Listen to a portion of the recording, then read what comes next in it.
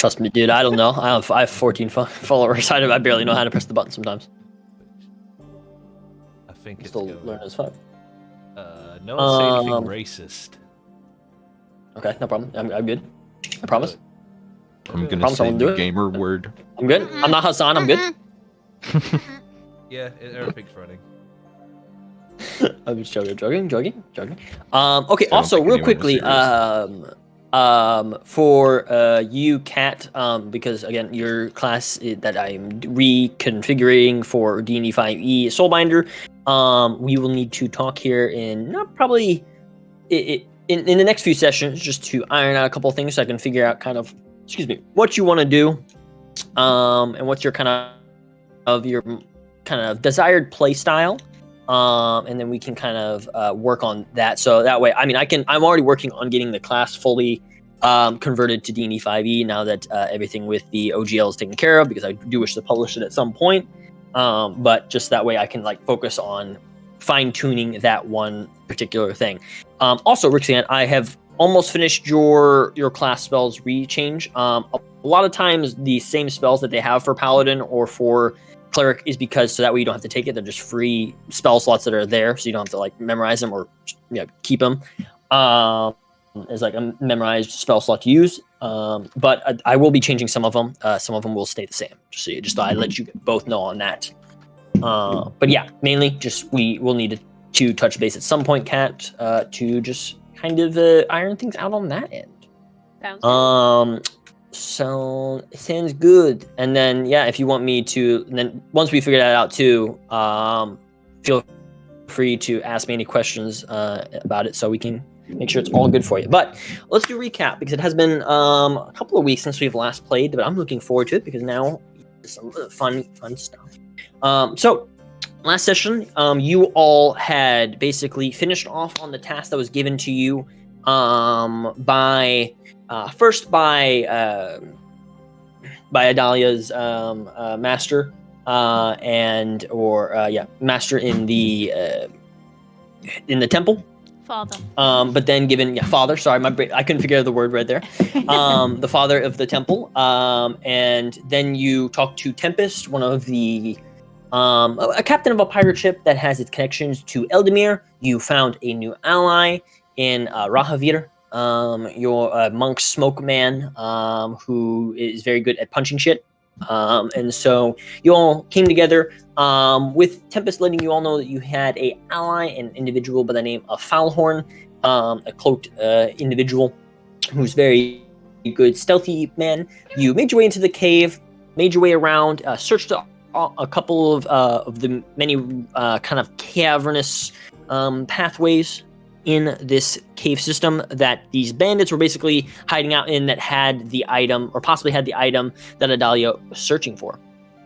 So you guys searched around a little bit, with kind of checking each room, seeing that basically a long time ago this mine had been just used for normal mining purposes. They had uncovered old ruins, which seemed to have been maybe old drow ruins of when the drow once conquered all this entire continent many hundreds of years ago. You then learned that apparently these individuals were attacked by different stone and hill giants. You could tell just by the size of them. And they basically were attacked, and it seemed like a majority of them were killed, and whatever loot was mainly taken and plundered. But you did check around and did manage eventually to find a little bit of loot and valuable resources before you made your way up towards a section of the area that seemed to be more ruin than cave system. You came upon what seemed to be a individual who was interrogating Foulhorn, as Foulhorn had been captured, unfortunately. You managed to make your way in, planning an ambush and stepping forward. The individual who seemed to be interrogating Foulhorn told everyone that they should calm down. There's no need for violence. But the bugbear, who seemed very agitated after taking a wound from one of the party members, specifically Nash, who injured him, said fuck that, even though because he didn't have much alignment to this person except being paid by them, and basically commanded his hobgoblins to move forward to kill you. This did not sit well with the man who was interrogating, and with a quick display of power, he took down the hobgoblins and the bugbear in one quick display of power. The individual then released Falhorn after asked by the party, handed off the item, seeming to be curious and interested in certain members of the party, specifically Nash, and interested in the quest that Adalia had been sent for. He seemed to annoy Rahavir, give a little bit of a scare to the party, as he is what the party described as kind of like a little bit of a lunatic, or seemed to be a little bit unhinged. I think we all kind of thought it was like more of a Joker vibe, kind of chaotic individual.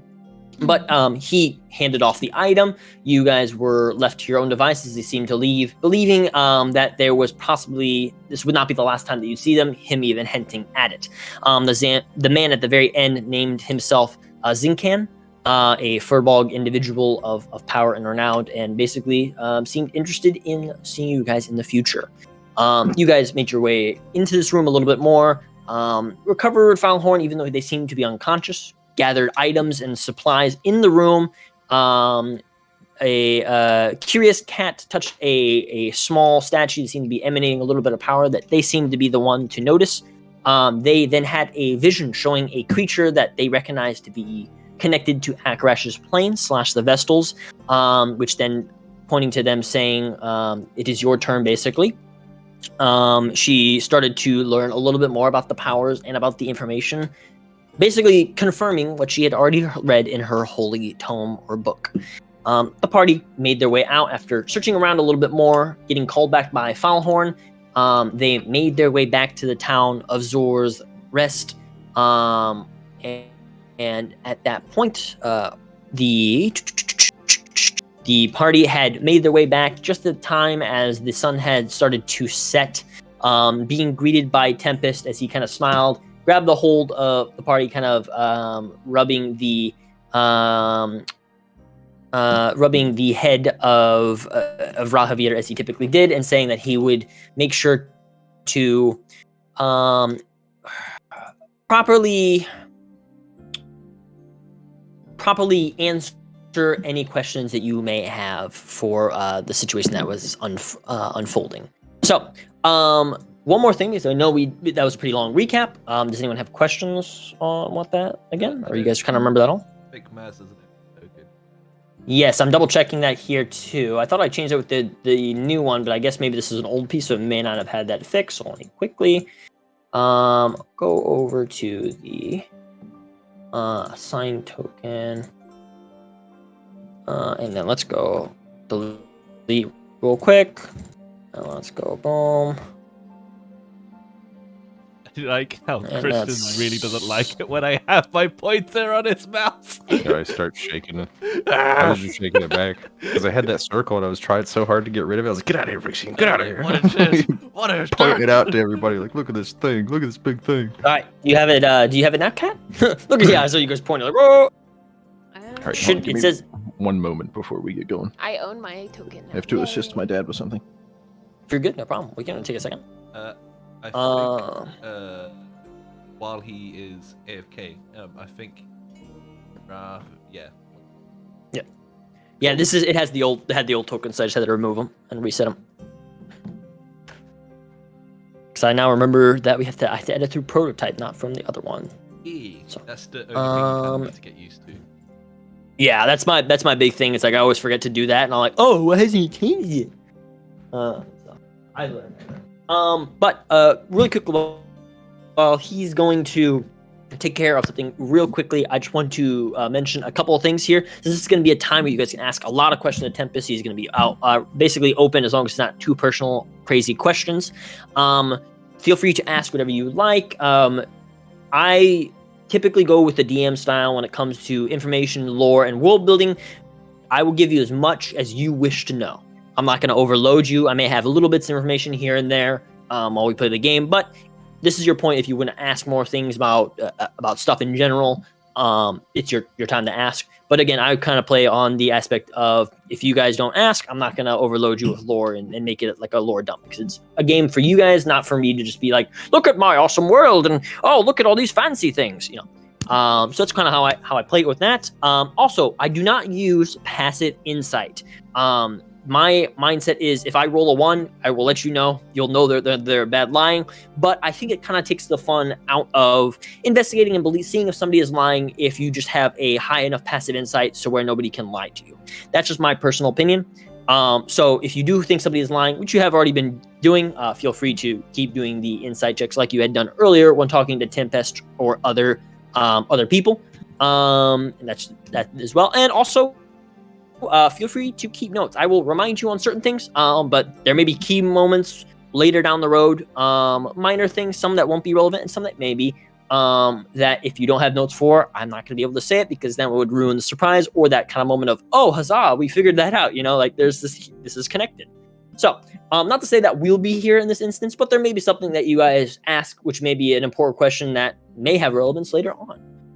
Again, you guys have played D&D before. I just think I should say this since we haven't played together, just to kind of give you the full kind of understanding of how that goes while we were waiting for him to get back. Anyway, on other terms as we're waiting for him, has anyone heard of Amori? Yeah. It's a game. Anyone heard of Amori? Amori. A little pixel art game. O-M-O-R-I. Yeah, I'm actually. Hello? Yeah. My return? Hello? Hello? No. Mechanics for. No, I was just wondering if anyone had, because I've been interested in maybe playing it and like recording it, but like I don't know if anyone who's really played it except for like one critical video talking about how it was super sad. And I was like, ooh, yay, depression. It's fine So. as a game. I'd give it. Interesting. If you're into it, it's an 8 out of 10. But if you're not into it, it'll go as low as like a 4 out of 10. It's a very you have to be into it kind of game, and you'll kind of figure it out within the first 2 hours if you like it or not. Basically, Are we back? Hello? Yeah, I'm back. Sorry, I went there for a second. I don't know why. No, I think it was just not Yes. any of us. Yeah, Discord servers just died. Solid Okay, sounds good. thing, but 5,000. Yeah, that was Oh, weird because I heard latency. everyone was quiet. I was like, uh-oh. No, what did they say? oh no, we're gonna Yeah, I think we're all good though. have to switch to Skype. No, we're gonna see. Who's Skyping? God. AOL. I'd rather that's die. fine. Did you hear? I TeamSpeak? hate Skype, dude. Did you hear what I had to say about Amori? No, I did not. Didn't hear any of that. It's about I would say you have to kind of be into it, and you can figure out if you're into it within the first 2 hours. It'll go as low as a Mhm. 4 out of 10 to as high as an 8 out of 10, depending on It your. depends on whether it's your kind of game or not. It's one. Yeah, that's what I've heard. Which Highly- is like, highly I depends on stole Wait, what are we one talking about? Amori. Oh, I I stole didn't a play that. mechanic. Bailey played a lot of it. I stole a mechanic from Amori and put it in one of my D&D games. ooh, okay. Well, I don't know. I've been on this recent thing where, for sake of ease, I've been watching like kind of more drama / like sad things. Not because I'm sad, just because I've been more interested in it. Like I'm watching Welcome to the NHK and their anime. If anyone's heard of that, I'm watching. I watched Ping Pong the Animation. Another really That's another probably Good. my favorite. Probably my favorite sports drama. Very good. So I just was kind of in that kick, and I was like, I want to play something that makes me feel. So I'm gonna. I was thinking about it, but okay, you're back, Christian. All good? Yeah, I had to help my dad with something real quick. It's all good. No, you're good. I was All just wondering. Okay, so I was basically just telling the party that feel free to insight as you like, as I don't use passive insight, which you guys have already kind of learned, and yeah, just feel free to take notes, and I'll try to help explain little things, but yeah, just up to you how you guys want to approach this conversation with Tempest. Feel free to ask what you want to ask. Yeah, you guys have been brought into one of the neighboring houses. Let's say you're actually being brought into a little bit bigger one. So Tempest kind of brings you over to a house where he has been resting for the last couple of days.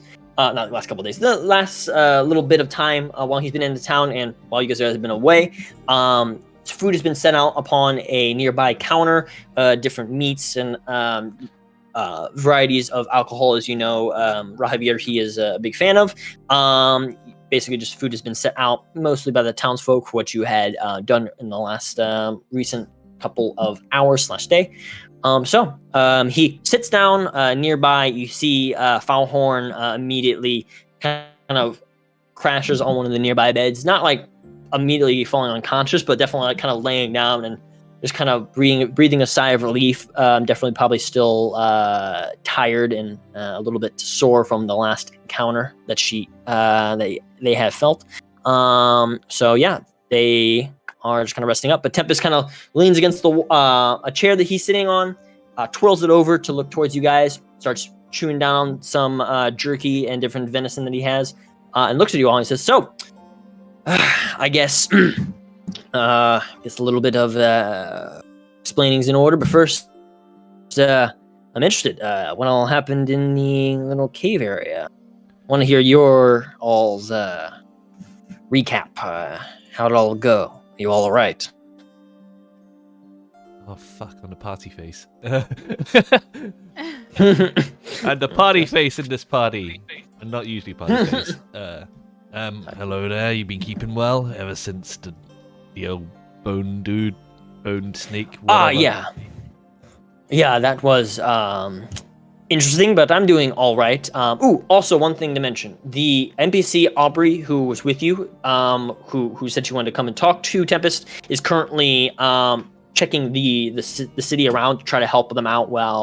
Because she has abilities with necromancy to basically keep out those creatures that were attacking. So she's not currently here right now, but she'll be back later. Just so you guys were wondering where she was at. But keep going. Yeah, he just kind of nods and says, "I mean, I've been worse, to be honest with you. I've just been resting a little bit, kind of waiting patiently and a little bit nervously to see how you all had been doing." You haven't been how it all went? anything else in the meantime, have you?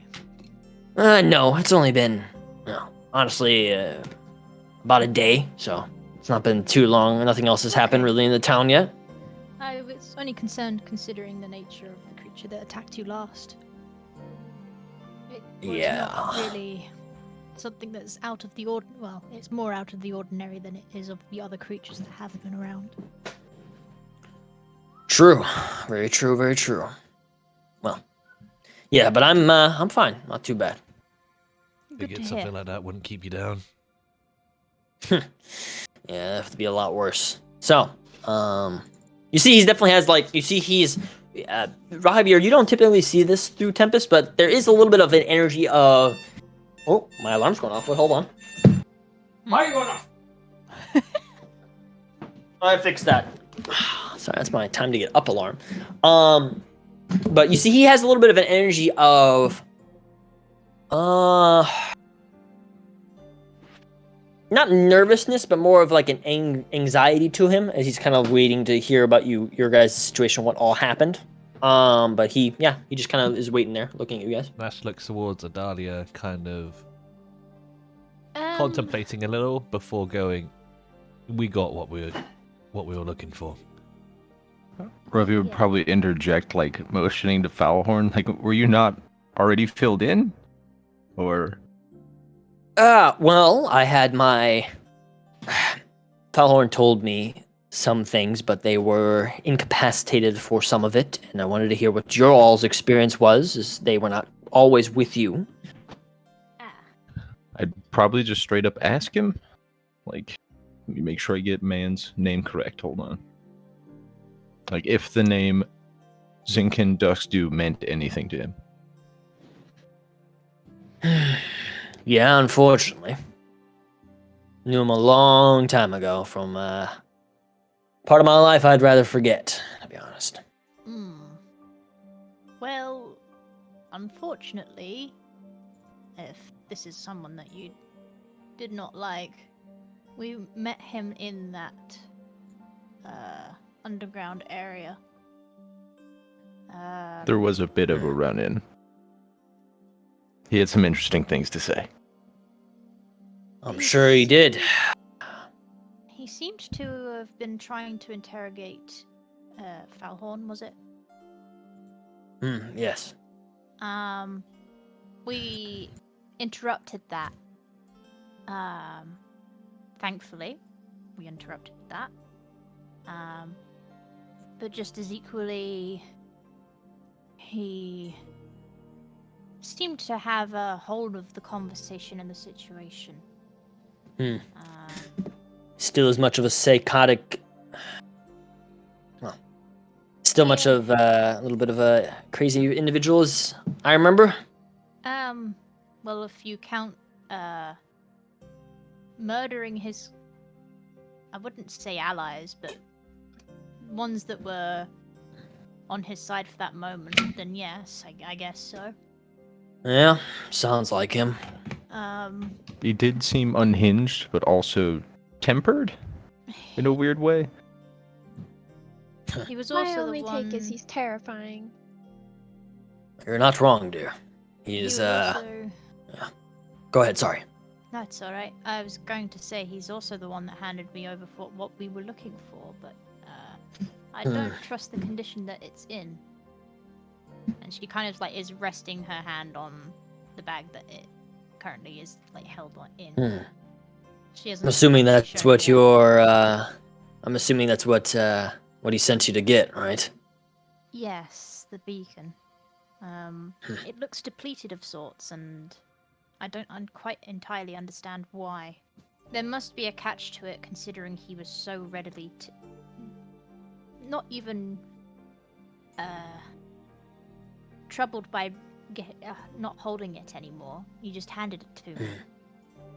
So. Well, Haven does have that effect on things sometimes, so it could be something with that. They may just be, once you get it out of this place, it may be a little bit better. I hope so, but I'm trying not to be naive.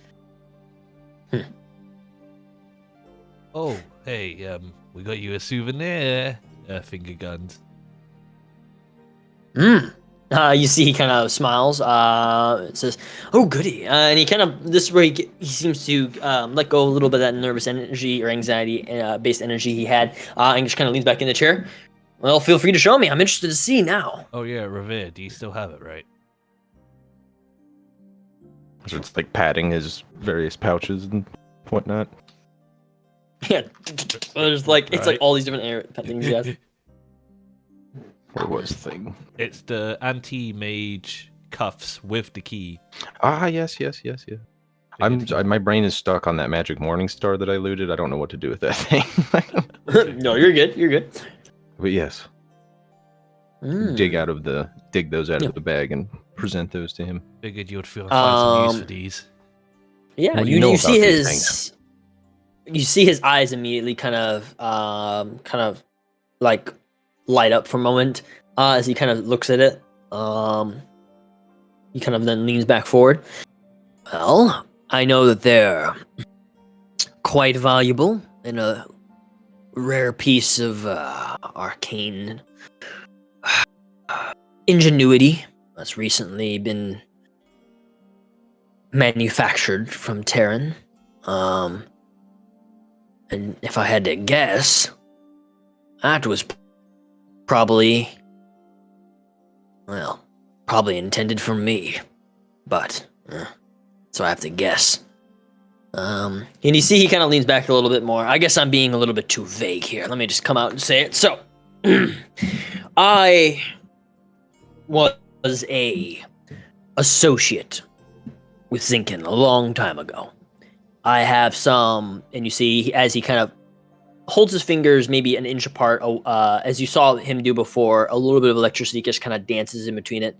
I have some abilities when it comes to electricity and elemental manipulation. My powers are unique per se. Simple bindings could hold me for a little bit, but something like that, well, let's just say even I would have a difficult time conjuring any of my abilities with it. You see he kind of rubs the back of his neck. They were being used One on- of... Oh, go ahead. They were No, being you go ahead, used go on, a mage that is in town at the moment called Aubrey. Well, it definitely knock any spells of... Well, the more powerful, maybe not the most powerful, but it would restrict their powers quite significantly. Well, now you can use them on someone that's not you. Don't do anything too unlawful or unethical. Oh, I would never. Who do you think I am? And he kind of No, just smiles and gives you a I'm side being eye. serious. No, like literally, he like points at Adalia. Oh. No, like Oh, okay. actually.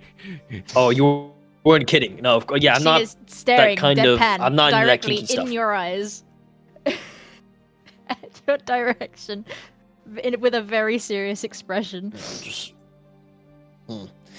He kind of looks though, but he'll take an examine it. And kind of nod. Well, this more than pays for our assistance with helping you all out, but I appreciate it. Is it would it be mine to take, or would you guys wish to keep it yourselves? I mean, I'm not gonna have a use for it, I don't think. And he kind of he does the thing where when you look at your nails, he's just like, so Mordan, huh?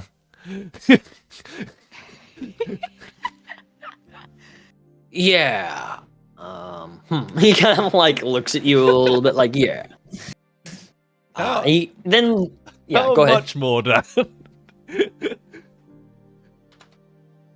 Well enough, and he kind of gives you that smile, of like it'll do. Aw. He doesn't reveal too much, but he definitely gives you this eye of like, oh, you give me this will do, this will do. But he also kind of leans forward and says, I do also wish to apologize though. I thought Foulhorn would be able to deal with the situation without causing you any difficulties. I was here in this town not just because I was waiting to give the information to to Adalia here and paying back the debt I had to a friend, but I was also here because I knew that the former associates that I knew who were in the area looking for certain powerful items. That's why initially I sent Foulhorn with you guys, but had them scout ahead. I thought that they'd be able to reconnaissance, take care of any loose ends, and then you'd be all able to get your stuff and go. I wasn't aware that Zinken would be there himself. To be honest, I hoped that fucking lunatic had died somewhere a long time ago. But it seems I'm not that lucky. Well, you can't count for everything. And he was very useful up until, well, I wouldn't even say he wasn't up until. It's just unfortunate that he got trapped in the predicament that he was. He couldn't have foreseen that either. No, I don't hold it against them. They're quite skilled when it comes to abilities. They trained Rahavir for many years as well.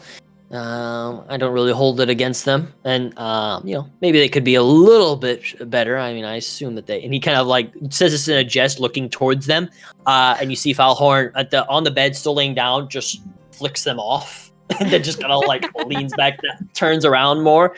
Language. He kind of nods. He says, "Yep, that's Foulhorn." And he kind of looks back. He says, "Yeah, sorry about that."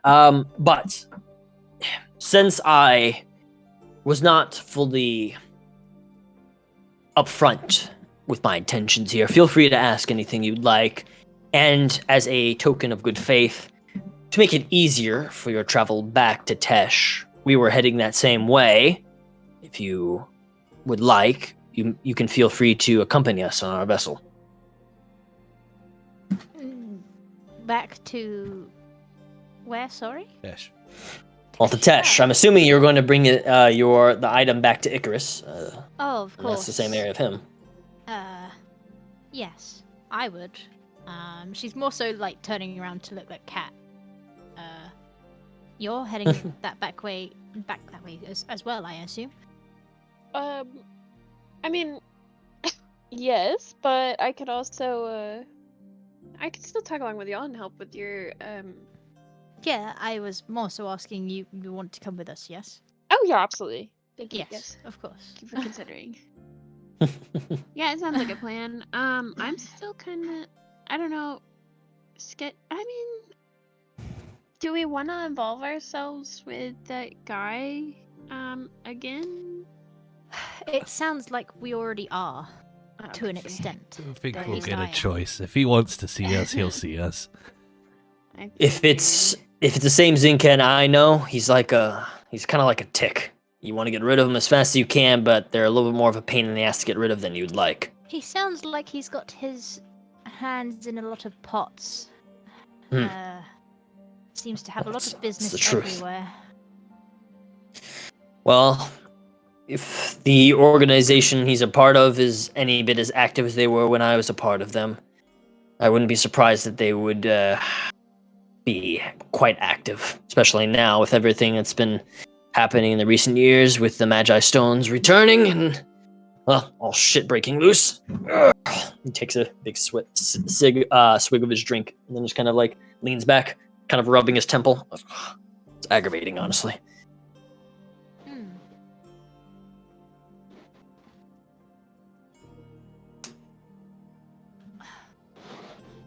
Well, it sounds like a plan then. Yeah, I mean, if we're all sticking together, might as well not separate, considering I wouldn't want to separate this party in any way while he's still lurking around. Marvelous. That's awesome. Great to hear. I'm sure Rahavier would be sad if he didn't get to see his friends anymore, too. So I'm sure he's gotten so close to them. And he kind of makes that kind of look like, oh, you poor thing. Ravier, do you like us? Do you like us as friends? That just eye rolls, like slumped neck thing, like he's over it. Like, Well, we're glad to have you here. Yeah. Oh. I don't know if I said Well- it. I'm not like standing. I'm gonna be laid out somewhere, more than likely. Oh, of course. Of course, I assume that. But he kind of Alright, looks cool. and says, well, my ship is your ship. Feel free to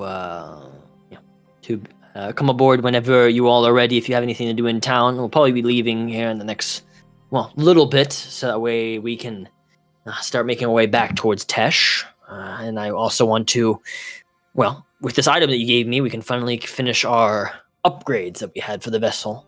Meeting with the person that we had to in Tesh anyway.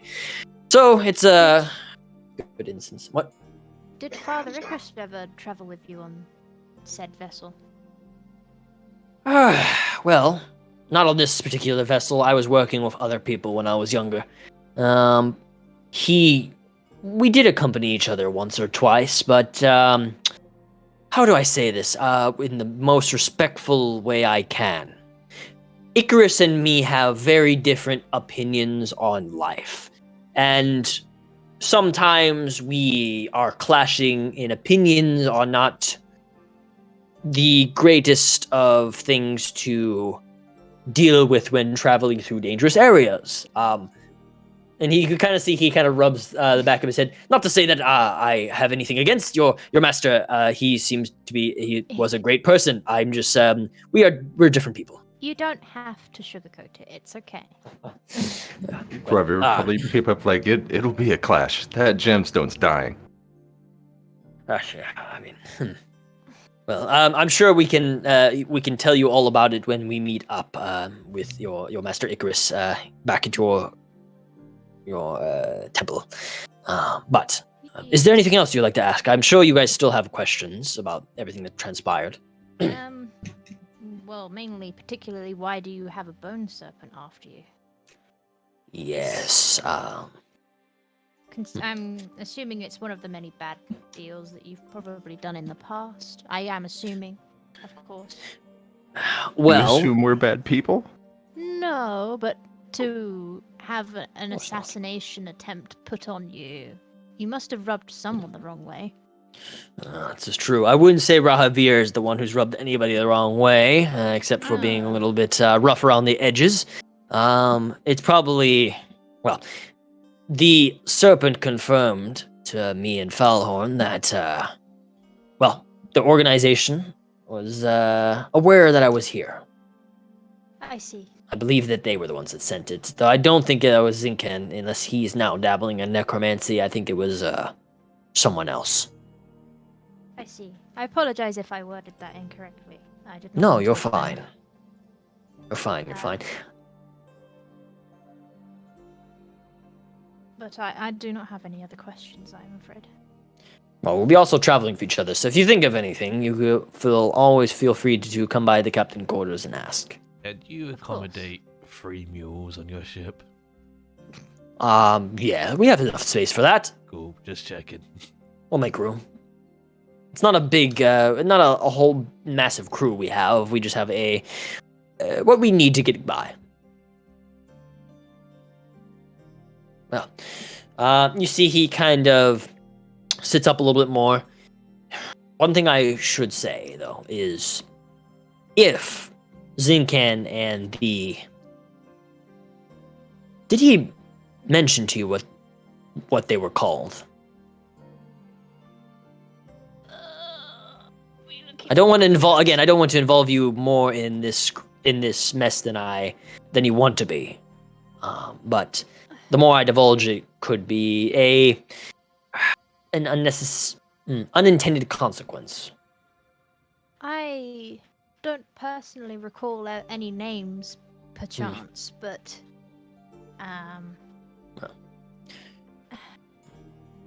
Understandable. They're a secretive group, so. But that's one of the reasons they probably came after me, since I'm no longer a part of it. They want to deal with any loose ends. They're called the... oh, sorry. What'd you say? No, go ahead. No problem. You see he kind of leans back. They're called the Order of Blasphemy. They're a group that is directly... Their goals can be hard to articulate sometimes. They believe that the destiny and fate set upon them by the gods and by the world itself is a broken and flawed system that they should be liberated from. And so everything they do is in the pursuit of breaking the world we know Right. to free themselves. So they would have some pretty strong spellcasters in their roster, correct? Quite the case, yes. And one of them would be able to turn people to stone, correct? Well, thinking to it, for sure, definitely. Okay. That's a bit of a stretch to think that's connected, but I see where you're going, Adalia. Maybe. I'm just throwing it out there. I'm just trying to Of put course, my feelers yeah. out. It was just in case it was something of use to you, Nash. Kind of looks to the floor. Yeah. Real quickly, Nash, give me a wisdom, just a wisdom roll, like a wisdom check. That's what you said wisdom saving throw. I'm like, what are you doing to me? No. Yes. Adalia 13. got the detective energy going on right Ooh, now. that's true. Real quickly, this is what Adalia said is a good point to keep in mind. But you will also mention that when the guy looked towards you, he seemed to look at you and like he was surprised that you were there. So, unless other people in the organization did it, the organization themselves, he may not have been involved, but other people could have been. So He knows Hey, something. he did not seem to recognize you at the very least. Yeah. Yeah, he Well, knows the something in you, but reason- yeah. The reason I Yeah. asked Isdalia was because of the mentioning of what was it? He named her as a bitch or something. And I was Yes. like, is that someone in the same organization or someone that's Yeah. like similar? He Adalia specifically, would've when he picked- looked Adalia at, would have picked up on that. yeah, when he specifically looked at Nash, he said, "Huh, the bitch did it." That's Yeah. what he said. That's why I asked. Break it, big keck. Yeah, well, that works. That works. Whatever hell you want to do with your That's what you said. Oh, big keck. Yeah, I remember that. They said you want to fix it by breaking it. I was like, cool, I guess. Yes, true. But he kind of, you see at this point, Tempest kind of gets up. He goes over and grabs a little bit more food off the table that he that is nearby. And he looks through all and says, "Well, I'm gonna get some rest.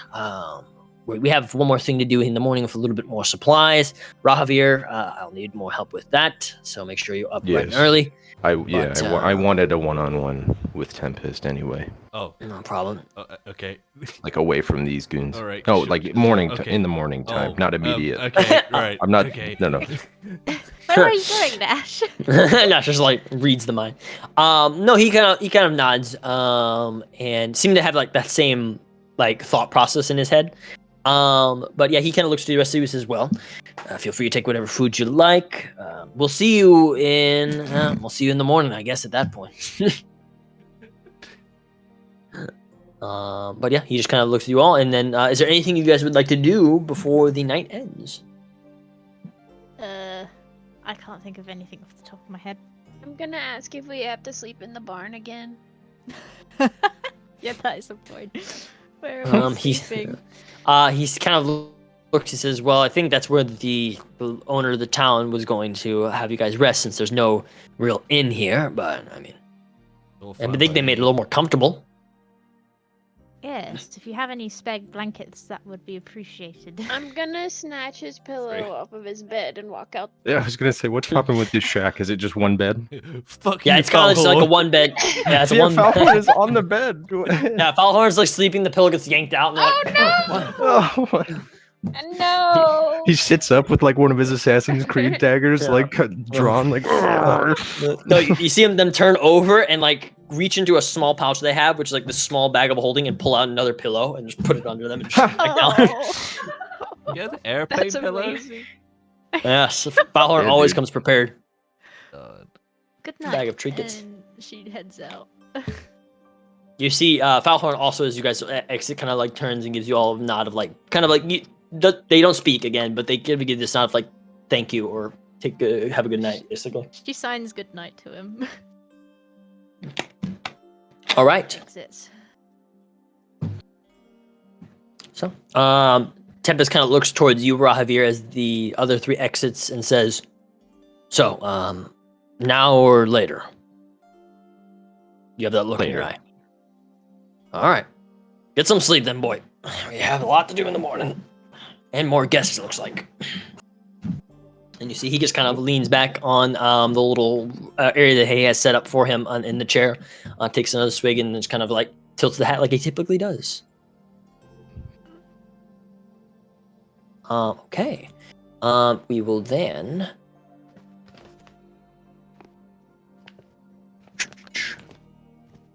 do a transition.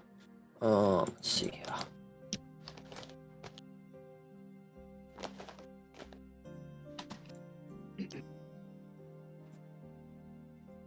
I'm sleeping as a doorstopper to the front door. Okay, I like it. Sweet dreams, strategy. bestie.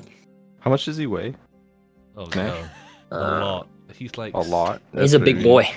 No way in Big fuck you're boy. getting that door open, dude. It's like when you have like a big dog that's like sleeping by the door, and you open it up and like it doesn't move at all, and you're like, "What the hell?" And they just like turn and look at you.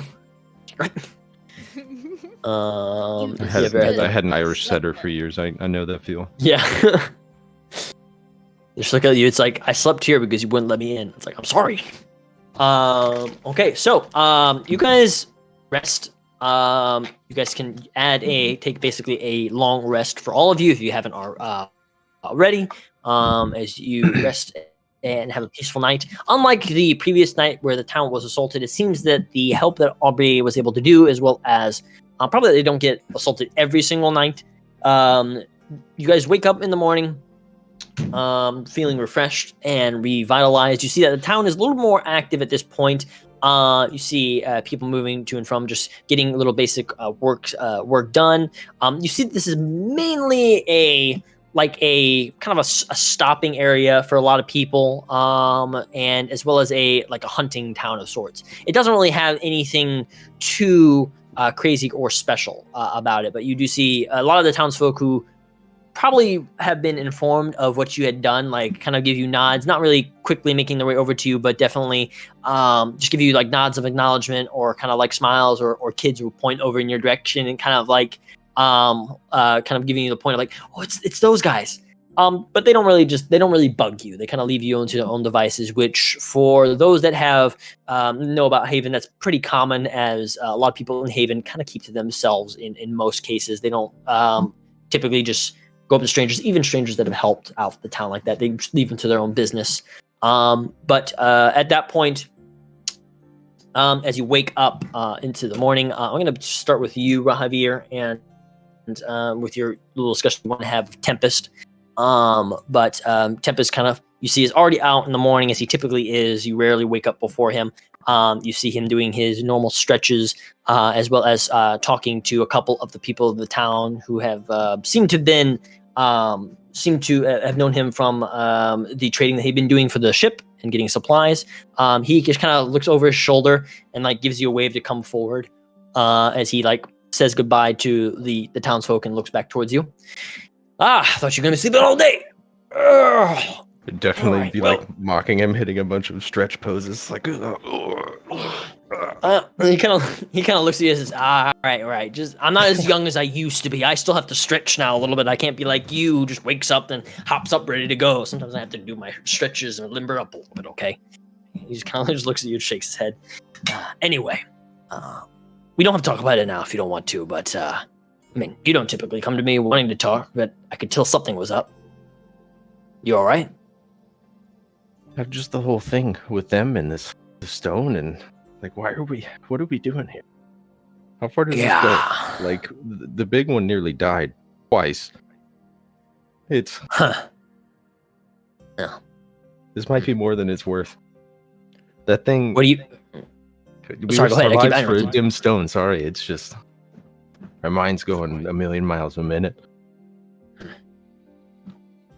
He kind of walks over to you and like puts his hand on his shoulder. Well, I guess it means that they were lucky to have somebody like you to watch their back then. The stone was their mission. Checking that place out was ours. I'm sorry I hadn't told you much about this. I wanted to protect you from those types of things from my past if I could. I only recently learned that the Order of Blasphemy had been active again. I thought Falhorn goes in, sees if any of the rumors are true, and gets out. Didn't expect he'd be running into a old associate of mine. We'll help them out to the temple.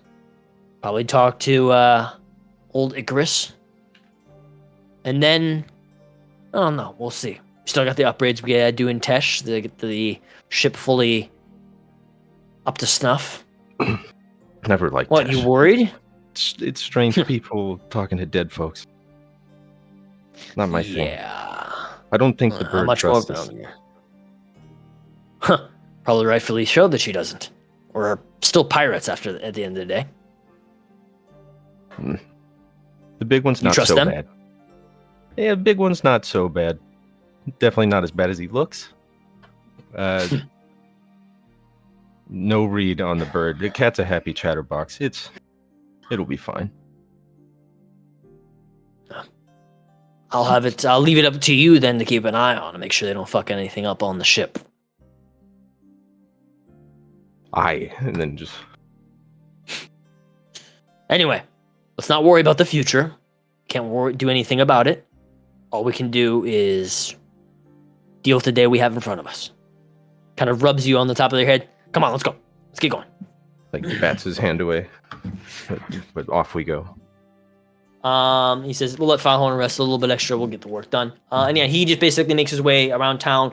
You see, he basically just gets the remaining supplies that they need for it, just a little bits of rope and rigging, little basic wooden supply, which you see you guys set up in your small kind of like raft that you use to go to and from the ship from ports, but without having to dock the entire ship sometimes. And he just kind of loads it up and gets ready for the day. And then the rest of you are able to wake up as well. Game is no longer paused, so you guys are able to move around as you wish or do anything you'd like. So it's up to you. You guys would like to discuss or make plans.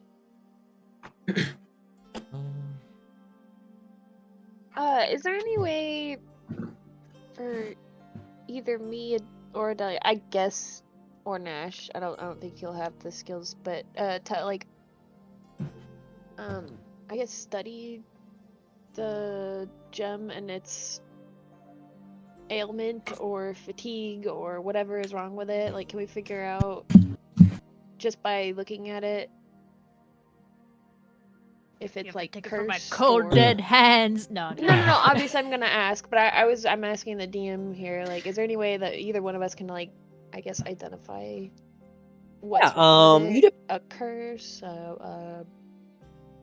Yeah, I would say you can give me an either Arcana or Religion check.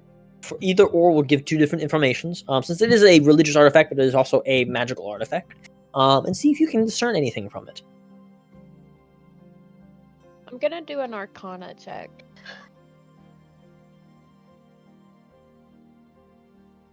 Sounds good. Go ahead. Do I have any sort of advantage on any sort of checks? I don't think advantage, not yet at least. I Okay. can I got a give you 15. Okay. guidance. So basically, no, you would wait. guidance them as well. Yeah, go ahead. Do you want me to do a guidance? Adalia. Yeah, Adalia. I'm gonna try and poke her. Hi. So I could barely, take a glimpse at the pretty rock that while we were in combat and such. But I was gonna ask, You want to would have a you look at the like- beacon? yeah, would you like to see if anything's wrong with it? I'm sure. Hmm. She starts poking around in her bag and unwrapping it out of what it was wrapped in. I'm gonna And open presents my it book. in front of you while still holding it in the cloth that's like basically like hiding it. I'm not trying to reach for it or anything. I'm holding my book and I'm kind of like looking at it and looking at my book and looking at it to see if I can find anything in my book. But I'm gonna do an Arcana check. Yeah, it was a 15. Wait, can I reroll if she does guidance? Oh, wait, what is guidance? You can just You add a add a D4, so you D4. can press the Add a D4 on there. D4. Ooh, and 3. Okay. 18 is pretty good. So, as you look over the beacon, you have an idea of what it should look like. It should be this radiant, almost warm effect to it, but it is just not that. It looks like a flame at the end of its embers. You see flickers of light here and there, but it's almost muffled. It doesn't look like it is damaged. You look over the entirety of it, checking the outside of it. It doesn't look like it's cracked or broken. It simply looks like Diminished. yes, diminished / it looks like it has probably not seen very direct sunlight in a long time. And from what you're aware of, that is probably something that is very important to a beacon of this kind of holy divinity. And you think that it would, with proper resources and proper people to charge it, it could come back to full strength. But right now, it is just not that. It is not fully done. Needs a solar power Yes, panel on it. it's at 2% battery. It needs to be plugged up. The little setup over in the nice sunny area. Me probably hiding it away in a pouch isn't probably doing it any good at the moment, but to be honest, I'd rather that whilst we transport it back to the church and then know it's back safely to where it should be. And then we can sort something out with it later. Yeah. Makes sense. Has your book got any notes on it? And she kind of like leans forwards to look at the pages of the book that you've got a hold of. I snapped the book shut. Nothing that I could find. Any knowledge on it is pretty basic. It seems it just needs sunlight. Which makes sense for Lord Pella being the god of the sun and whatnot. But I dare not continue on, otherwise I'll be going along all night. Fair. Okay. She starts picking up and placing it back in her bag. Sounds good. You're kind of just prepping and getting ready for the morning. At this point, Nashu's already left a little bit earlier. You make your way over to Drazar, the kind of captain leader of the town. He is just doing some basic controls, looking around, checking everything to make sure that there was no problems last night that he was unaware of. But he sees you approaching. You are a pretty visible individual when you start making your way towards somebody. Somebody can immediately tell, oh, there's a big fucking gnoll man coming at me.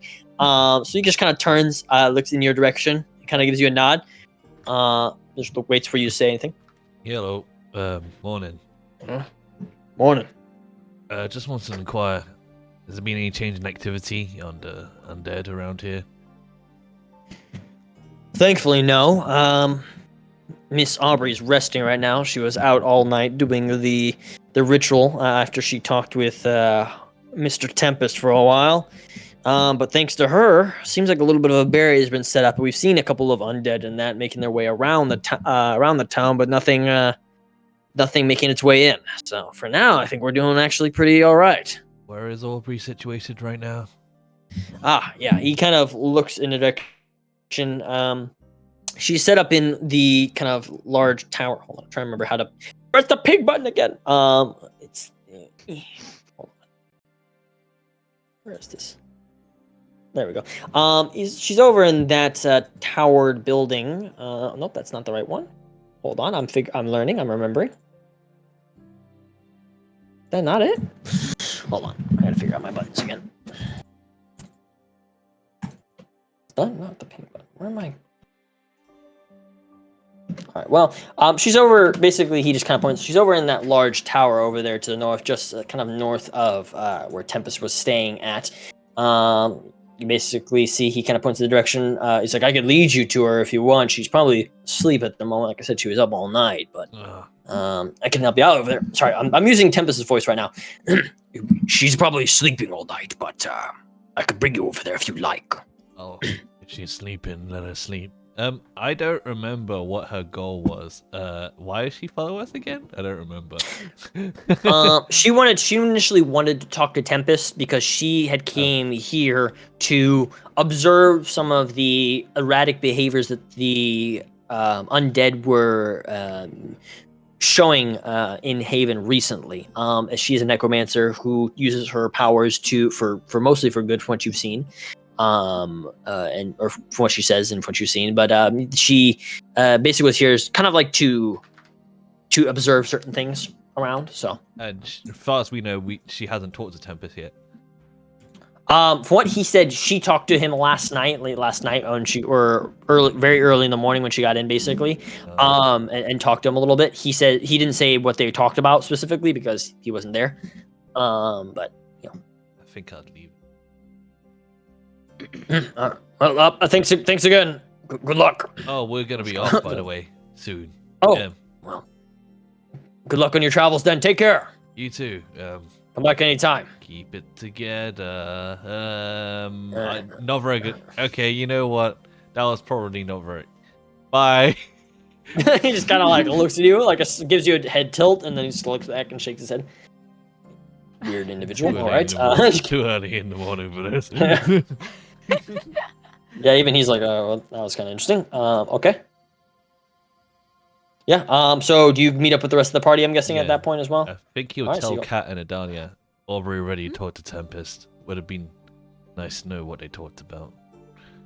But you know, shouldn't pry too much, right? Yeah.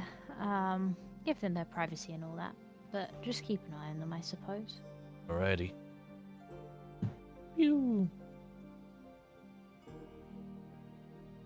Okay. So you guys make your way back out. Rahavir, you're already kind of loading up some of the supplies and all that. You see the three individuals making their way out of the kind of large abandoned windmill. And Tempest is also kind of helping out as well, moving stuff around. Kind of gives you all a nod as he finishes loading the last couple bits of stuff that he needs. Let me know of that. He picks up 3 boxes at the same time. Link just kind of looks and says, by all means, go ahead. He just kind of smiles. And you kind of lift the last couple of boxes in there, which are just full of just food and then basic ship supplies, and he kind of looks back. So, you all ready to go? Anything else you need to do? I'm good to go unless you've got more boxes to load on. Gonna take my armor off because it's in character to be. No, not fully armored. I gotcha. He kind of nods. All right, sounds good then. And he kind of looks towards Rahavir. You see Foul Hornet makes their way out of the house at this point, and kind of makes her way out and steps into the boat and just kind of leans back as well, resting. Tempest just kind of gives a nod, and the rest of you are ready to make your way to the ship. As you're about to make your way out, You see a kind of small creature, kind of like darts out from one of the corner of the house a little bit, and at first you kind of look at it very strangely, but it doesn't like rush up to any of you. It rushes up over towards where Tempest is, and he kind of looks down, and you see it just for a split second. You see what seems to be this completely skeletal like mouse with a little bit of something in its mouth, and it kind of rushes over. It takes climbing up Tempest's leg, and then kind of pecks him in the arm. He kind of looks over and grabs what the creature had in its mouth, and as it does that, the creature just kind of turns to dust and fades away. And he kind of looks at it for a moment, and looks back towards you all as he opens up the letter, and then hands it to you. I think it's from Aubrey. I think they wanted to say goodbye, but we're a little bit busy after last night. He hands you off the letter. Okay, and she picks it up. All right.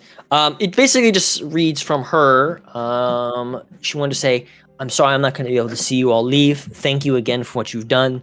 I'm going to stay here for a couple more days to help out this town since they seem like they've been having some difficulties. And that's why I'm very tired at the moment. If you find yourself in the Grave Basin, which you know is one of the towns in Tesh, if you specifically ask to me when you make your way to the keep, the people there should be able to direct you to my family. Feel free to tell them what happened, and they will be more than happy to accommodate / help you out if any ever needed. Thanks again. Hope to see you all in another time, and safe travels." Just a little note.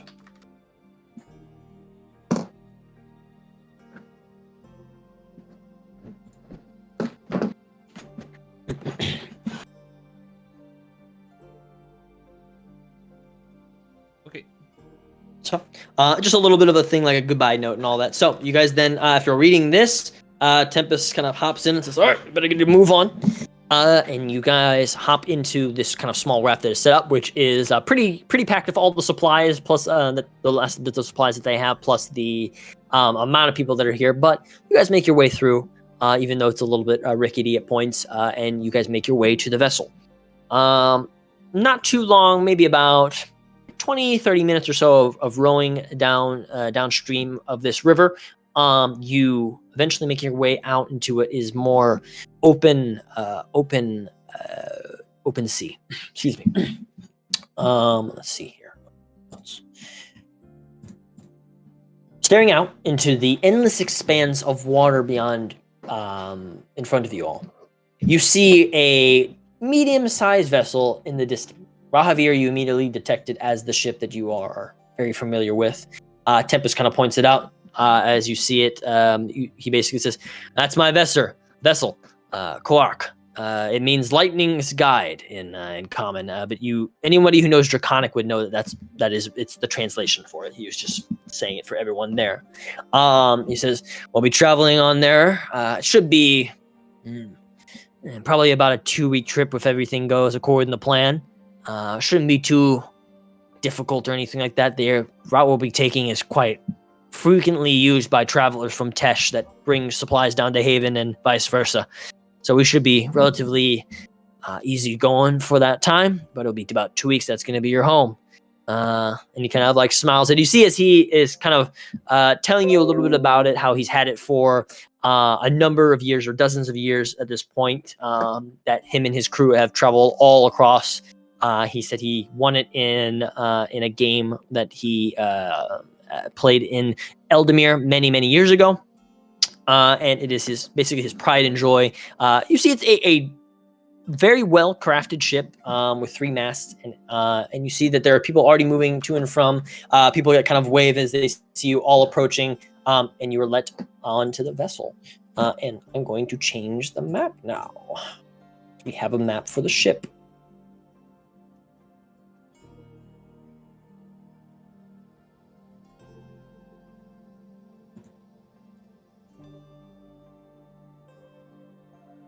Oh, Nice. we're on a boat.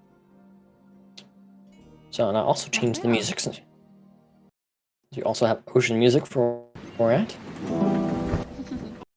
Does the music change volume every time that I start it up with you guys too? It sounds very loud every time. Huh, it that's starts weird. up. I would assume that it would like be the volume that you guys set for the last song, but I guess it's not because it's a different playlist. I don't know. It's weird. I'm gonna play it again just so you guys know. But you guys adjust as you need. Mhm. But this is the vessel that you guys will all be traveling on. So Tempest kind of makes his way up. A couple people kind of grab the rest of the containers and other stuff that you see. Foghorn immediately makes their way to the crow's nest up above. And you see what seems to be a mage individual that is at the kind of the wheel of the ship, who's just turning it and getting ready to set sail. Tempest immediately makes his way over there. He just looks at you all and says, "Make yourself comfortable. Do what you gotta do, and we'll be going in a little bit here." So, for sake of ease, to kind of cut down on, figure out what you guys would like to do.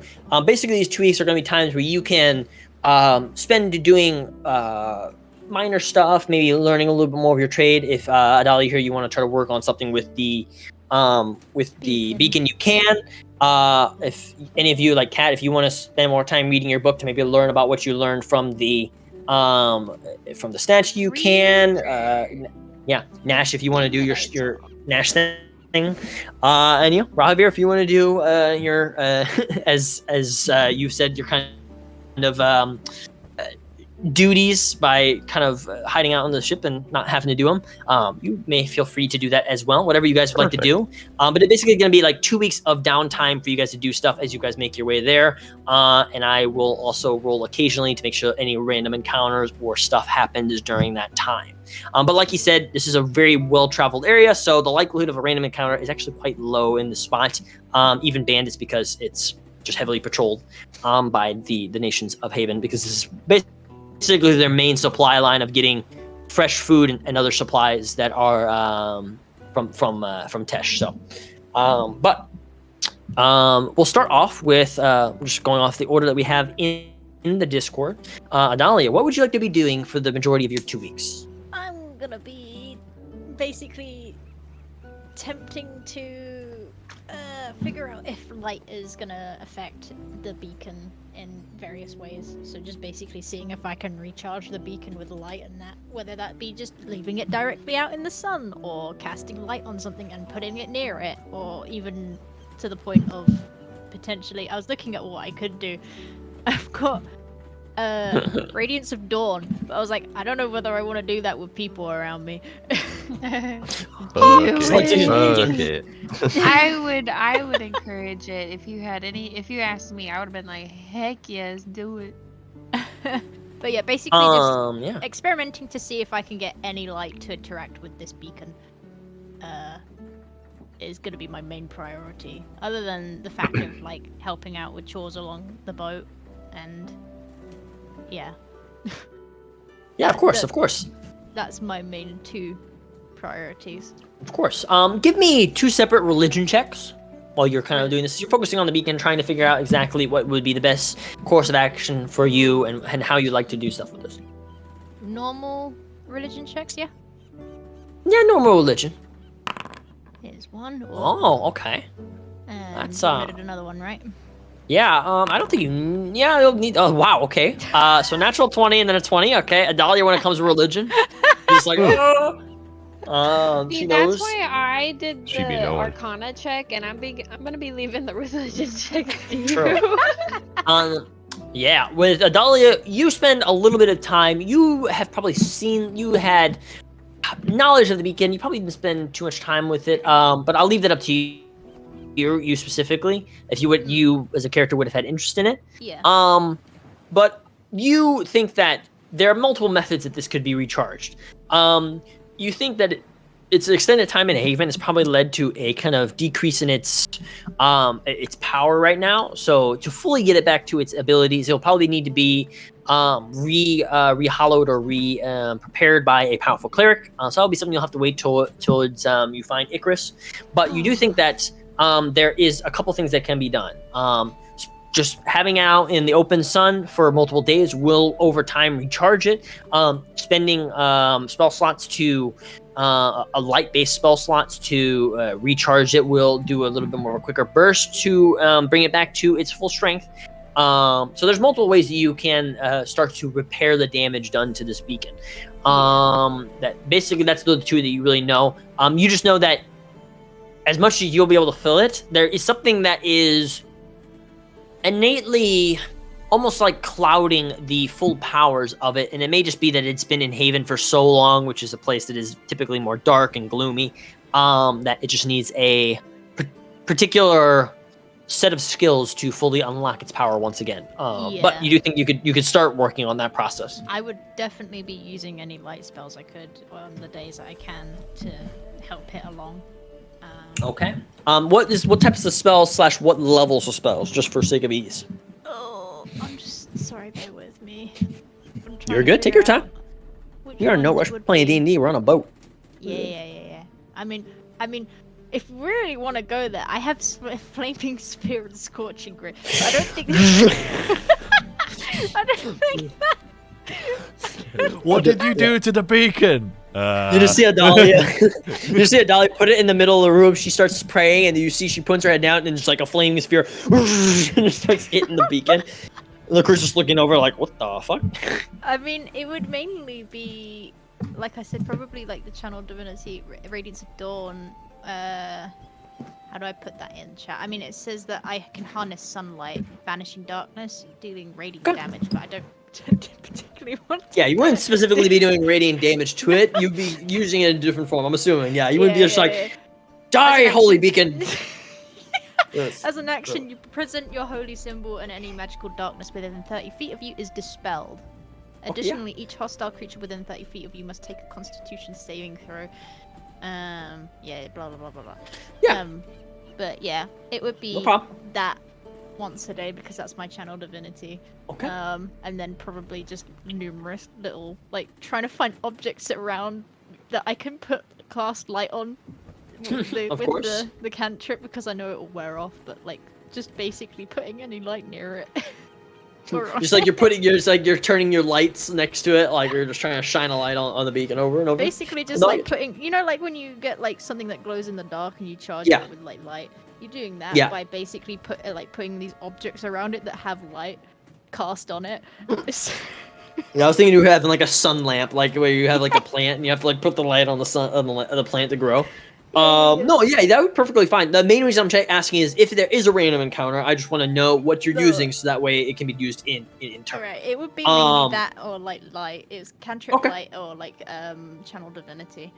Alright, yeah, that sounds good. So also that will take a majority of your time. You spend your time around the ship. The ship itself is about a dozen people as well. You know that besides Tempest, besides Rahavir, besides Foulhorn, there's two other people of interest that all three of you would recognize as being the most kind of important people. One is by the name of Vidan. Vidan is the one who's at the front of the ship currently and mostly spends most of his time steering. Seems to be a mage-like individual / a navigator. A human navigator of sorts, and kind of like second in command on the ship vessel. The other person that you know seems to be a kind of one who holds himself at the bottom of the ship, who's mainly a cook, but you also see kind of is the resident Wex. Wow, I don't know why I said there for a second. Weapon expert, and he kind of helps with like rigging and just kind of maintaining the ship overall. By the name of Hervan. Who is this kind of elven male individual. You see a couple of times, very lively, very much think of the typical kind of seafaring chef individual, very almost to the point of obnoxious. But yeah, those are the two other people of notice really, besides the people you already know. So if you ever need to get anything particularly done, you can also talk to them. But they kind of keep to themselves at most points, besides just doing their basic business and side chatting with you during these 2 weeks. But we'll go to the next person. Kat, what would you do during your 2 weeks? 2 weeks. Try and figure out in my book. I'd be studying the entire time, trying to figure out like what I had experienced and what was talking to me. Okay. After touching the statue. Because I like you course. said, the shadowy figure that I saw, I want to figure it out. Of course. Let's say I will give you do another Arcana check at advantage this time. So this is something you're very familiar with.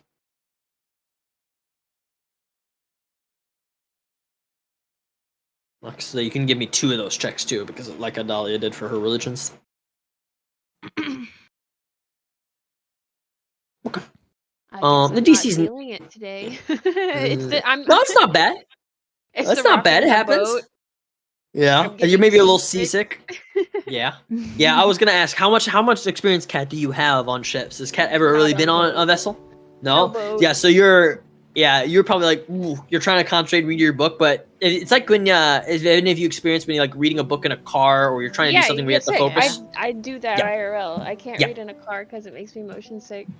Yeah, I've had that with happen once or twice where I like not feeling good. But no, it's kind of like that. You're just focusing, but not really able to gain a kind of a full grasp on what's happening, because you're just not feeling it. But it's not too hard for you. You are very familiar with your book. You read in your passages, and eventually you come across something that basically talks about how what you saw was probably a vestal. Or a vessel. Sometimes, actually, a vestal would be specifically what it's called. A vestal, which you've already read in the book, is basically the term used to describe a apparition, or a appearance of a projection of the soul, basically. You know that soulbinders specifically, and vestals as well, are creatures that sometimes come forth typically when a individual calls them forth, but you know that from what you've heard from your holy book and read from it, that it is possible that when an area has such a strong amount of this energy, that sometimes almost like an after image of a vestal can be present there, and it's almost like a ghost that can appear to those that are willing to see it / willing to hear what it has to say, those who are like completely in touch with it.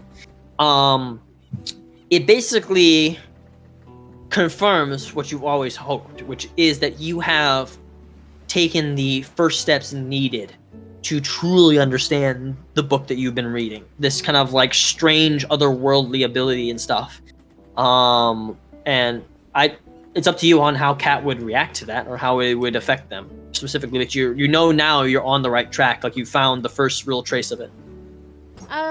I would probably be teetering between like, is this a religious deity? Like, did I just find a god of creation type thing? Or like, I would be going towards the religion side because of like being raised in that situation, but also leaning towards the like, oh wait, this might be something on its own. This is something individual. This is getting neat. It is you'd be like getting a little bit interested into it. I'll say that with your research and the roles that you had, you know that the vestals themselves are not typically deities. They are just a projection of one's soul, one's inner being that's only can be called forth by a truly powerful individual. And sometimes they don't even operate in that way. Sometimes they operate as almost like armor on a person, or sometimes they operate as almost animalistic individuals or characteristics.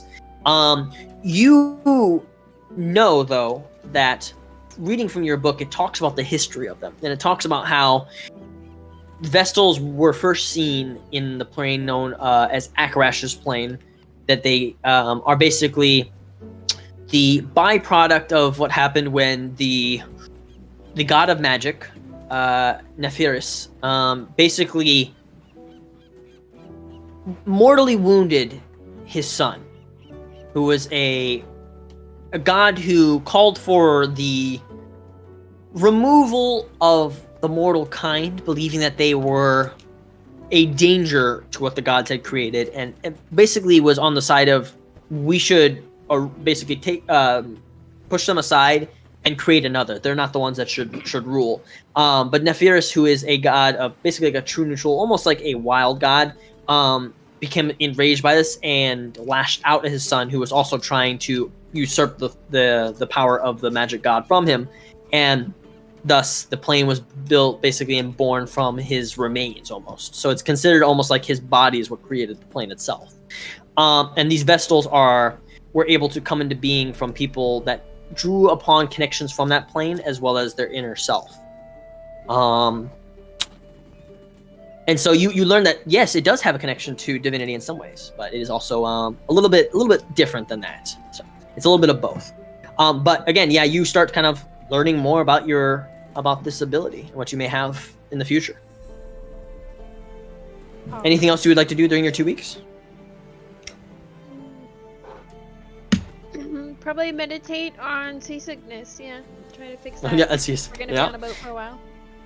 I'll say, give me a con check.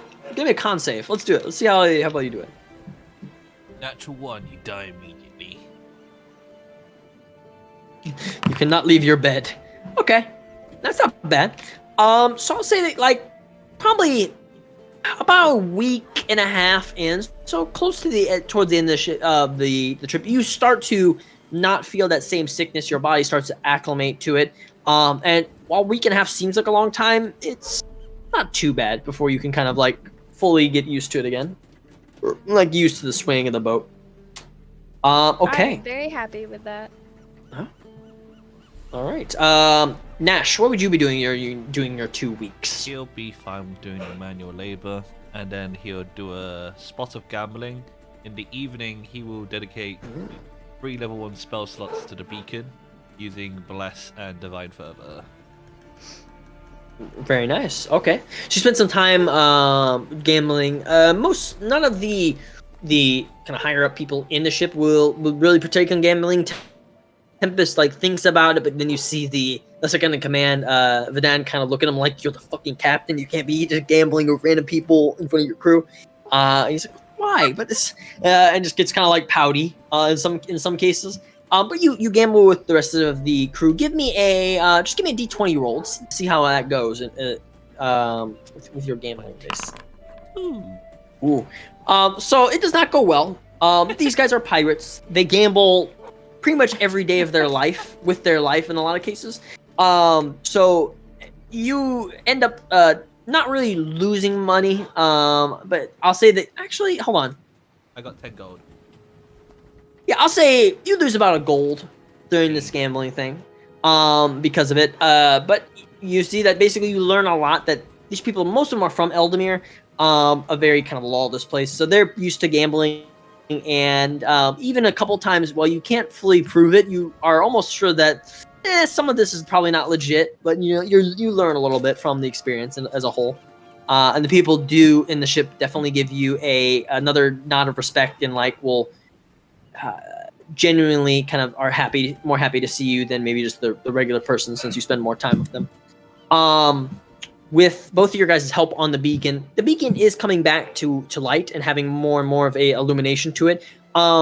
It's definitely like not as a bright of a beacon that you expect it to be, but you definitely see almost like some coloration coming back to it, some more lively energies coming back to it. And yeah, is there anything else you want to do? Or is that for you? Okay. And then Rahavier, anything else you want to do during your 2 weeks? I had a list. Okay. That Morning Star, getting rid of that. I'm giving that to Hervin, whether he wants it or not. He kind of looks at it like, he kind of gets you this look like, what the bloody fuck am I supposed to do with this? It's magical. No one can use it. It's magic. And it's partly magic. Man, he kind of looks at it. He's like, magic though. He kind of like looks it up and down. He kind of examines it. He goes, okay. I like what you're thinking. And he kind of like takes this out. I'll tinker with it a little bit. Free to a good home, and then just let him have that. I'm keeping my peepers peeled on these furries. While I'm watching them. This fucking furry the crow's nest, you look down. Not in like a Where are they creeper gonna way. get out of their fursuits, huh? Attempting Rob, to you're just build reading over rapport it. when possible, for sure. Okay. Like I would bother Adali about talking with dead things, probably. Oh, she'd happily oblige. Because it's just a weird thing that he doesn't Yeah. understand. She'd probably happily oblige almost too much for you, I'd assume, because like you would And he's like like not expect grossed somebody to out. be He's that like, I happy about it. regret. Yeah, I regret asking. Adalia would go into great depth, not really noticing when to stop because it's just like, because she's, it's kind of clear to you that she hasn't really talked to people much, so she hasn't really got those social skills there of knowing when to stop. And he's just like pulling faces, like grimacing, like, ooh. Yeah, 'cause it's like these are like things that you can clearly see that she's not bothered by because she's been exposed to them so much. So you can definitely tell like there's a different culture to it as an aspect of something that's more like something that she's used to by day life in Tesh, in comparison to here. And as you saw demonstrated in the mines as well, with the way that she dealt with talking to the dead in there. I was right next to that fucking guy. Yeah, you could see that she was quite calm in that, and something that she'd clearly seen a lot of. So, yeah, she would go into depth of that kind of aspect of the religious side of stuff, as well as like the day-to-day encounters that you'd get in Tesh of the dead, and probably try and like teach you hello and goodbye in like sign language if you wanted that in depth. But that's only if you were that invested in it. No, I'll take those. Like Foulhorn and I use, I can't remember. I'm blanking on which ones. He said they were like thieves Thieves like can. thief related, or like assassin related hand signs. Yeah. Yeah, So thieves we'd can. probably know some from Foulhorn. Yeah, basic stuff you would learn. All right. Would Other you things. talk with people like Kat or Nash as well? Yes, I had things. I mean, I was with Nash. I was torn because it's like I could also probably, I imagine, like Foulhorn and I would do like hand-to-hand training a good bit. Maybe try to at this bring point- him in on that. Yeah, at this point, it wouldn't be much Foulhorn, as you know that like you basically have reached a point where your hand-to-hand combat is better than Foulhorn. So basically, Tempest is the one who really trains you now at this point because he is leagues beyond because he is specifically a monk. So he's the one who trains you more.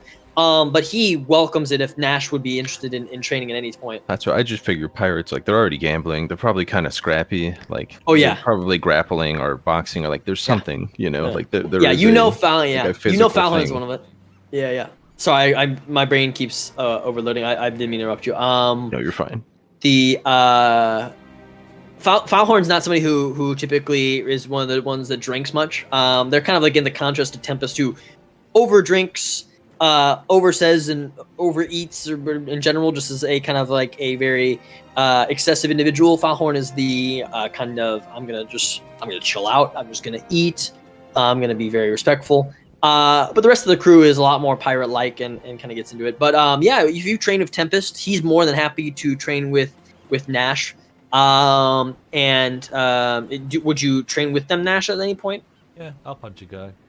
That's fine. We'll I punch want a to guy see for if sure. I can get Tempest and Nash to wrestle, basically. I want to watch the scrapping. That's for sure. Yeah, That'd Dahlia be would be. fun. I want to keeping see a if I can close get them eye. boys to wrestle or grapple or box or something. Yeah. Something. Dahlia would I'd be say that's keeping a pretty close interesting. eye in case any Nothing like, aggressive, you know, casual accidents sparring. happened. Of course, I'm gonna move you over then. Yeah, you see that basically.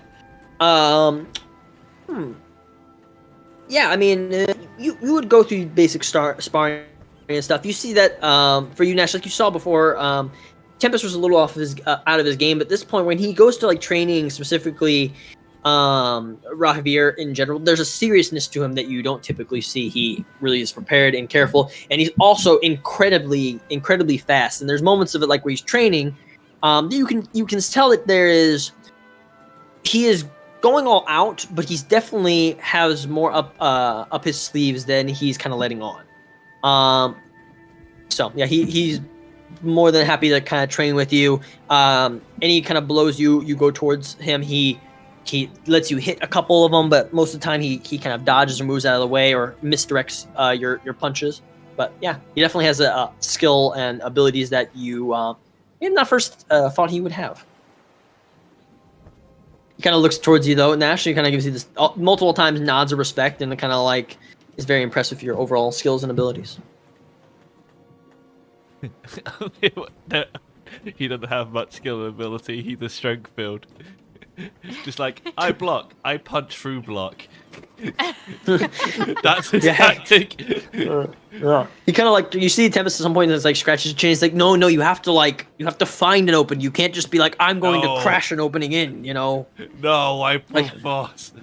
He kind of shakes his head. One thing is gonna break. It's either my fist or your forearm. Oh my god. He's like, you're almost. I thought Rahavir was hopeless when I first got him out of that fighting pit, but God, wow. He kind of smiles at you. You want a crown with that, Nash? What?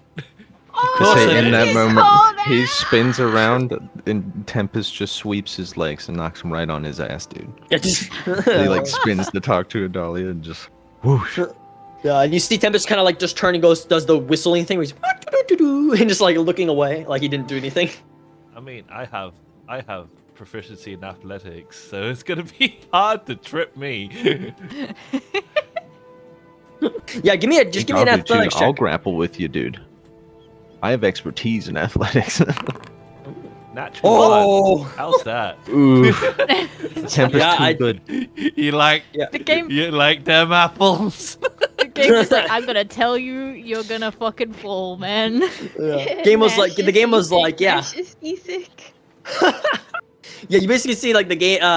Tempest kind of hits you. You catches you off guard at this point. You're kind of like distracted by what Adalia says, and you just kind of look back and you're like, "What the hell? I'm on the floor." Okay, we recently put Nash through a Hunger Games simulator, and he fell out a Oh. tree and died. Oh no, not that one. I think I know what you're talking about too. Yeah, but he trains with you and just shows you the ways, kind of that he typically trains with Rahavir and in general, just in the ways of unarmed combat.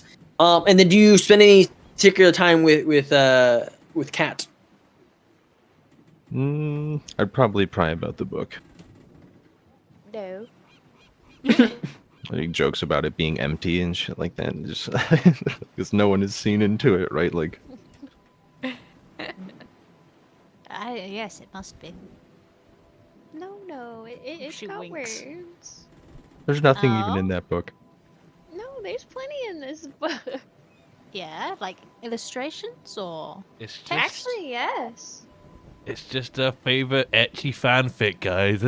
You don't need to Wow. question her about it. what's an etchy? Aggressively blushes. You see, even Tempest is kind of like, I am interested in this etchy as well. Okay, yeah. So we'll say like to some kind of success and failure, but yeah, you all travel for 2 weeks, and I've already made the rolls. Luckily, there's no problems that you have. You see a couple of vessels as you pass by that kind of give you nods. Sometimes they will approach, and Tempest just has small conversations with them, like he knows a couple of them and some he doesn't. But he basically just keeps up a general rapport with the people that you travel by. And within about 2 weeks, you guys make your way out of what would be the border of Haven and towards the coastline of where Tesh is.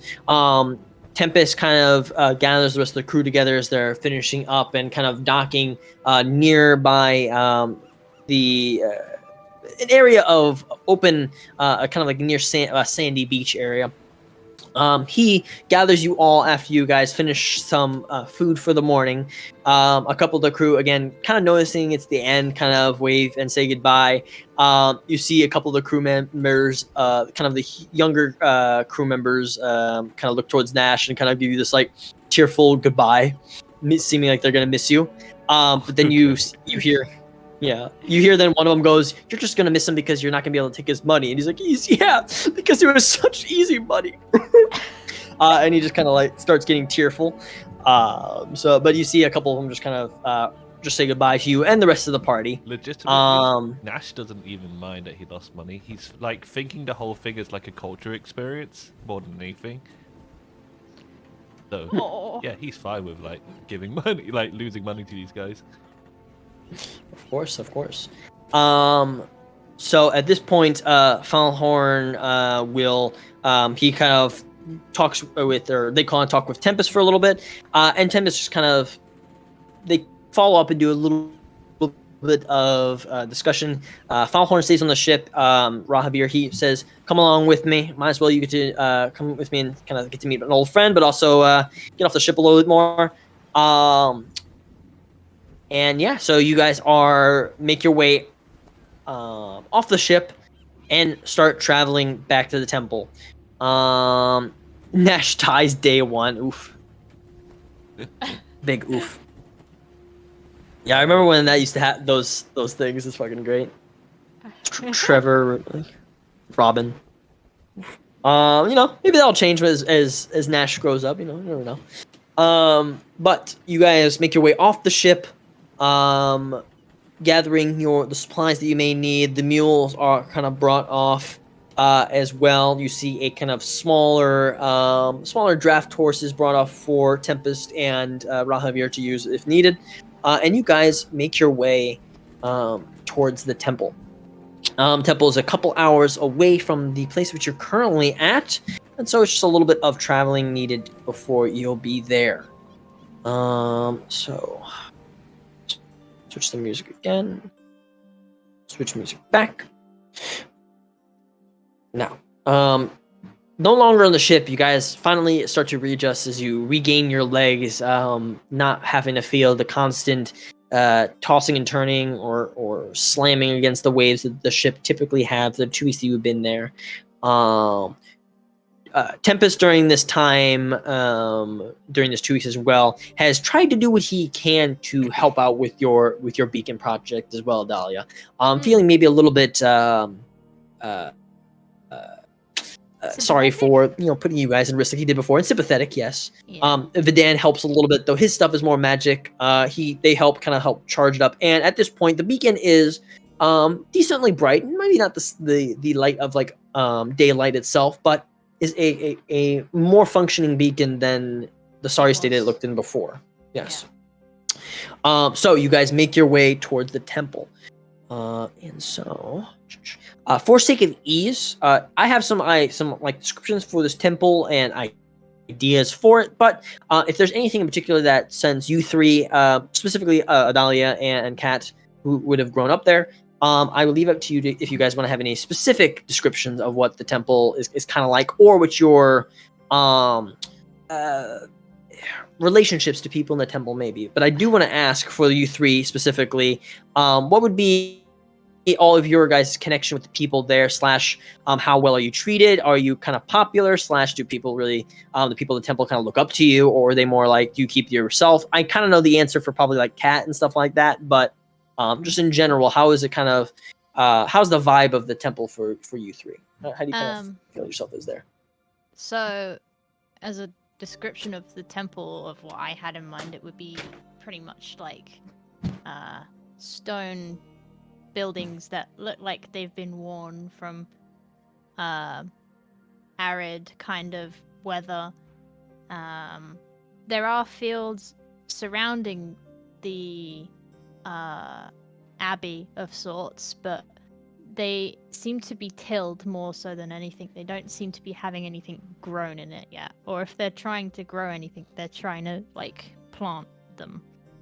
But you can see that a lot of these fields of what would have been filled previously with mass amounts of wheat and different types of barley and whatnot, a lot of them on the further reaches and the edges of the fields have definitely been left to their own devices and have grown wild again, rather than be upkept and maintained like the ones that are closer towards the abbey that are still being used. Seemingly haven't been abandoned from the beacon's absence. The people that do live in the abbey wander in and out amongst the pillars that are there. There's these archways, and it's like kind of like in a square shape. So there's a opening in the center of the building that's kind of like a garden that's got light to it, and it has at the back it has a higher section with a bell tower, where there's a hall at the back and then a bell tower at the back of that hall. The people that are there are all nuns and monks, some younger, and notably there are a lot of children of all varying ages that are helping out with chores and maintaining the premises. But there are like nuns and monks that keep an eye on them. Okay. And yeah, seeing Adalia back, they all kind of greet her with a smile, kind of happy to see her back again. That they seem to have a good impression of her, or hold her in high regard, at the very minimum. Of course. And do like the kids kind of look up to you as like the kind of like big sister figure, or do a lot of people just kind of look at you in that way? Okay. Yeah. Okay. And Kat, for you, I'm assuming your character is a lot more kind of subdued / you probably people know you around there, but you're not in the same way of like Adalia, who's considered like oh, Adalia's back kind of way. Yeah, it's more of a everybody knows I exist. Like they see me around, but they can't seem to remember my name. It's just like, okay. oh yeah, her. What's her name again? Shoot. Yeah, she's always sitting there around reading her books. Yeah, that kind of. Definitely. And I'd say like, yeah, and I definitely say like a lot of people would probably have known you, Nash, from the amount of times you've come to and from the temple itself as well, and many of like the different monks, but also a lot of the kids who kind of look up to you as like this like impressive, awesome guy who is just like very strange that they've never seen another person like before.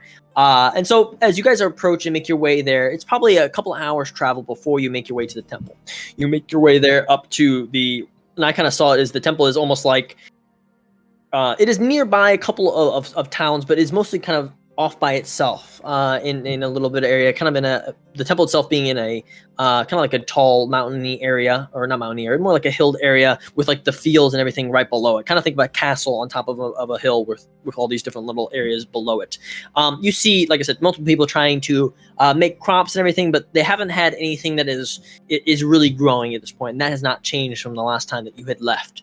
But as you make your way towards the front gate, you see that there are guards. That the guards are known as the Sunset Guards, which are particularly guards that are connected to Pelor.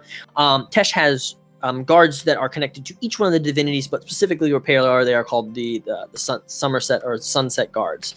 And they are just a group of these kind of golden kind of colored or copper colored individuals with beautiful armor about them that have they kind of stand guard, and they all know who you are, so they approach. A couple of them kind of give nods to Tempest and you, Rahavir, as you make your way there. Yeah. Oh yeah. Okay. Yeah, I don't know why I didn't send that, but yes. No, you're good. Isn't that the classic? Yeah, I'm trying to think of what the name that's escaping me now. Kirkstall Abbey. Yes. That one specifically. Okay. Yeah, I was kind of thinking that same way. As you guys step in, for those that just give a little more details as well, you step in and immediately you can see that there is these kind of large, not like overly expensive or like overly pricey and kind of extravagant windows. You see like large glass open windows, which bringing in this beautiful natural sunlight of just pure light that kind of reaches and kind of comes through the multiple different windows around you. As you guys make your way into the main temple area, people kind of waving as you pass by and saying hello. People direct you towards where into the main temple area where Father Icarus is just finishing up with a sermon. You guys make your way in. You are greeted by like I said, the entirety of the people as you make your way forward. And let's see. Let me see if I can get it to load here. Hold on. I don't think it saved that original map, so give me 2 seconds here. Let's see if I can find it again.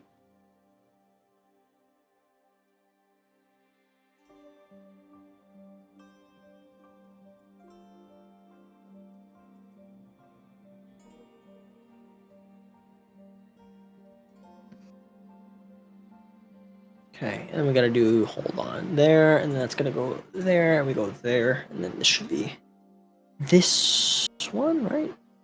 No.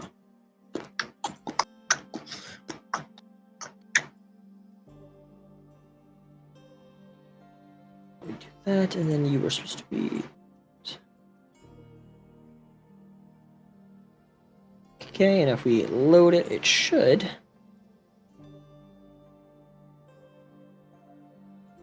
Oh, what? No, I made it a lot smaller than it should have been. Hold on. That was what the problem was. We go.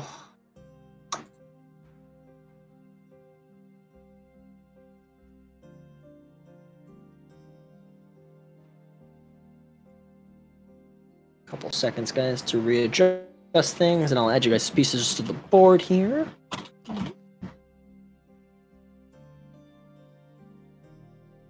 Oh, you're not gonna save the changes. Okay, that's fine. What did you do anyway? Okay. I do not own a token with vision in the sea. Ah.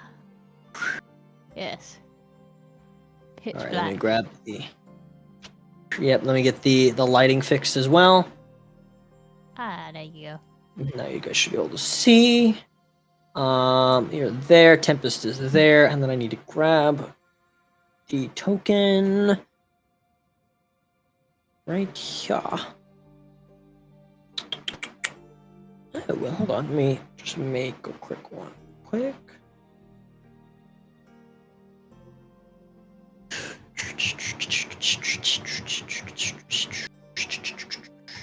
I'm just gonna grab that art that you had specifically for him, Adalia, because that's the one I was using, and I thought I had it here, but the token is not set up.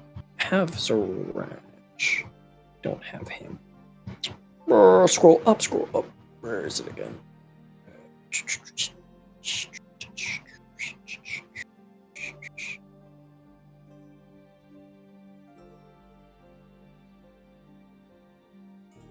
We go there, and we go here. If you guys need to get up for a second to grab like a little snack or use the restroom, you can. Just give me a couple seconds here to get this kind of fixed, since it's gonna take me. Yeah. Won't take me. It's not gonna. It's gonna take me. It's gonna take me too long, but just in case, Bear back. let me just get this fixed. Since.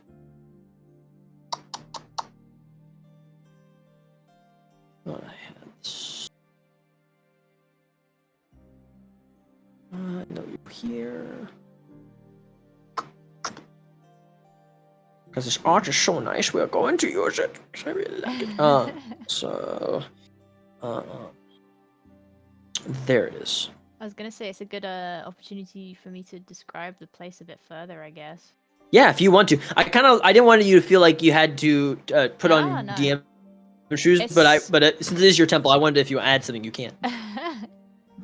Main features obviously are like the high archways of like that kind of Gothic architecture, but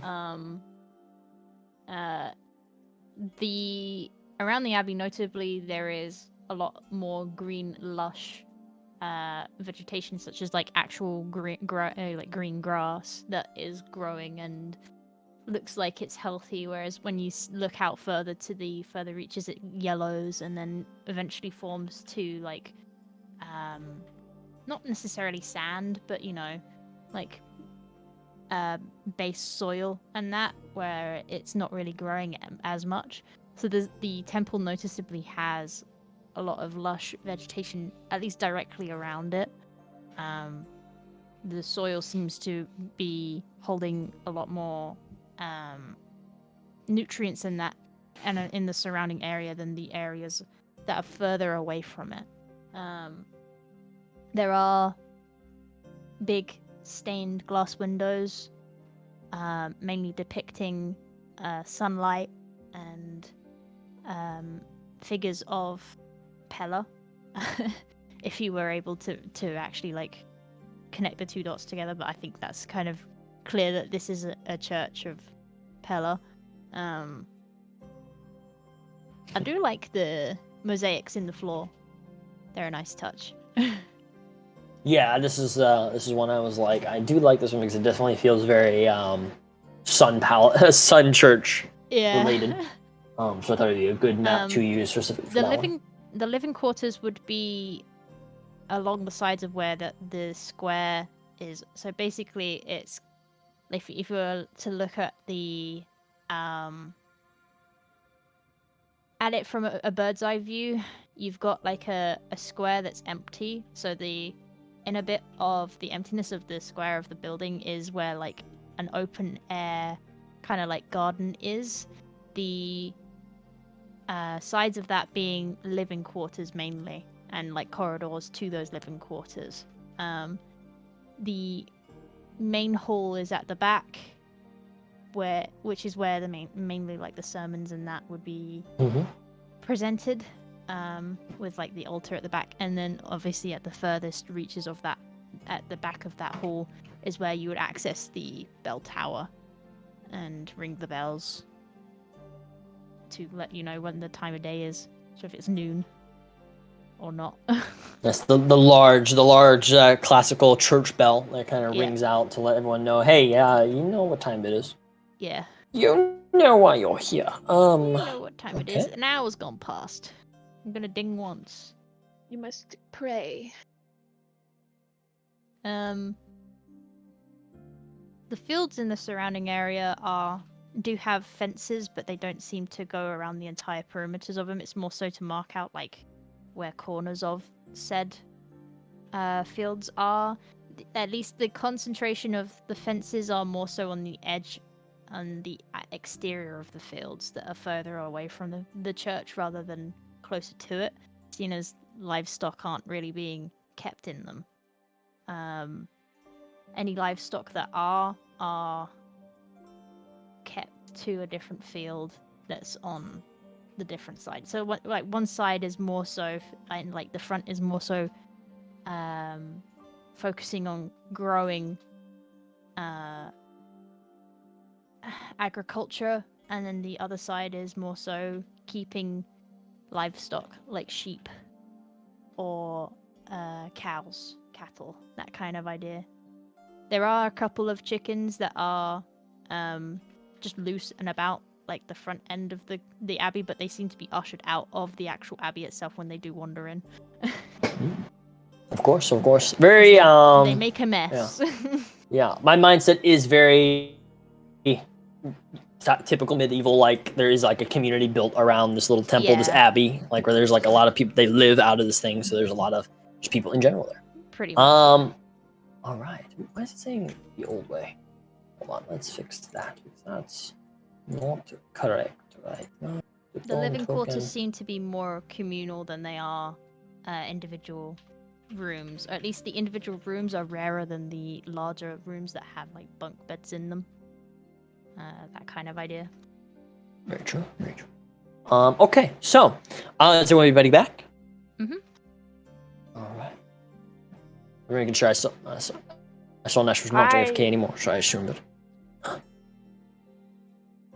Hi, what would you want to say?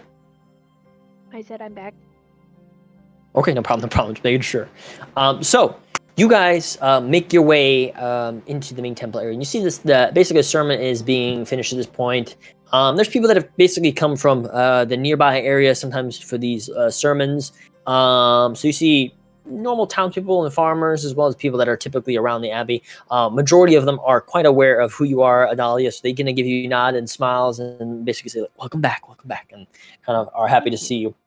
You see at the far end of the temple who seem to be converse with another golden dragonborn individual. This one having a little more armor, looking a little bit more gray in the scales, or maybe a little bit just older than Icarus himself. Icarus is probably like a middle-aged dragonborn, but this one definitely seems to be an older one at that, warrior at that. You see this individual kind of is in this picture, kind of laughing as he's has a little bit of wine in his hand, and they seem to be conversing and talking. And Icarus for the first time. How would you describe Icarus as an individual, Dahlia? What type of person fully is he? Is he a very kind of stick in the mud individual? Is he very much he stands proper and kind of always in a very regal position, or what? How would you describe this individual for the party? He is more of an outgoing kind of man, but is more polite than anything. I'm trying to remember how I described it to you. It was mainly like he was stern when he needed to be, but Yes. he was still laid back enough and carefree enough to allow people to be themselves. So he's not like as uptight as Adalia is. Noticeably, Adalia is very uptight in comparison. But it's more so like she's doing that in hopes of impressing and making sure that she's making her mentor proud. Yes. And you can see that there is some form of proudness there from Icarus towards Adalia. And you can see that he has somewhat of a close form or a close bond with Adalia, such as Revere would with Tempest. Definitely. But generally, he's like a governing figure. He's one that a lot of people rely on to have solid advice from and see him as a reliable figure. That's Definitely. the kind of general vibe that he gives Definitely. off. Yeah, that's basically what you had here for the other stuff here. I have no family. Oh, Nash in with the backstory sadness. But yeah, you see Icarus. Icarus looking at this individual seems to be quite well maybe familiar with him, but you haven't seen him before, and none of you would have either. But as they converse, you see Icarus is kind of saying this, and then he kind of turns, probably already informed that you had made your way back, and then he kind of immediately smiles very warmly at you. The individual kind of turning and also kind of seeming to notice the individuals making their way there. He takes notice of Tempest as well, and Tempest kind of looks at you all and says, "Well, I think you guys have some catching up to do. I'll be just back here. You guys have some talk. Ravier, you go up. Just no, it's fine. You Ravier, just go over there and just give me the gist of what they talk about. All right." You sure you don't want to It's fine. I'll talk with him later. He seems like he's busy with that other person as well. It's perfectly fine. You seem nervous. You know, okay. You know that Rahavir, Tempest has never been a fan of temples. It seems that whenever you've seen him in there a couple of times, just through him having to speak to people, he has this kind of like, just like he's uncomfortable in it. Like he's not a very religious person, is how you've always chalked up to. But even here, especially, probably with how much of a holy energy is here, he just doesn't seem to be very comfortable. He says, "I'll just be here. I'm gonna just walk out for a little bit, get to familiarize myself to the place a little bit, see if they have anything good to drink, like what they have over there. And you guys take care. Rahavir, just catch me up on whatever they had. All right? Will do.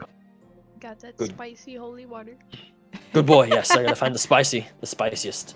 And he kind of makes his way out and kind of just looks at everyone and says, "Good day," and just awkwardly makes his way out. Yeah, I see Tempest just kind of leaves. Icarus at this point kind of steps his way forward. Adalia, it is. Oh, my bad. That was not the voice out of him. Adalia, it is quite comforting to see you back in one piece. Yes. He kind of Father, walks forward. It's good to see you too. Walks forward. He kind of like reaches his hand out towards you, like to give you for kind of like for a hug to make like he says, "All right, enough with the pleasantries, though. Come, you've done well, my child." And he kind of brings you in and gives you a big hug, a strong hug. And he looks towards the rest of you. He says, "And the rest of you too, Nash, Cat, come over, please. I wish to congratulate you both as well. And you should introduce me to your friend here, Rahavir. I believe is the name, correct?"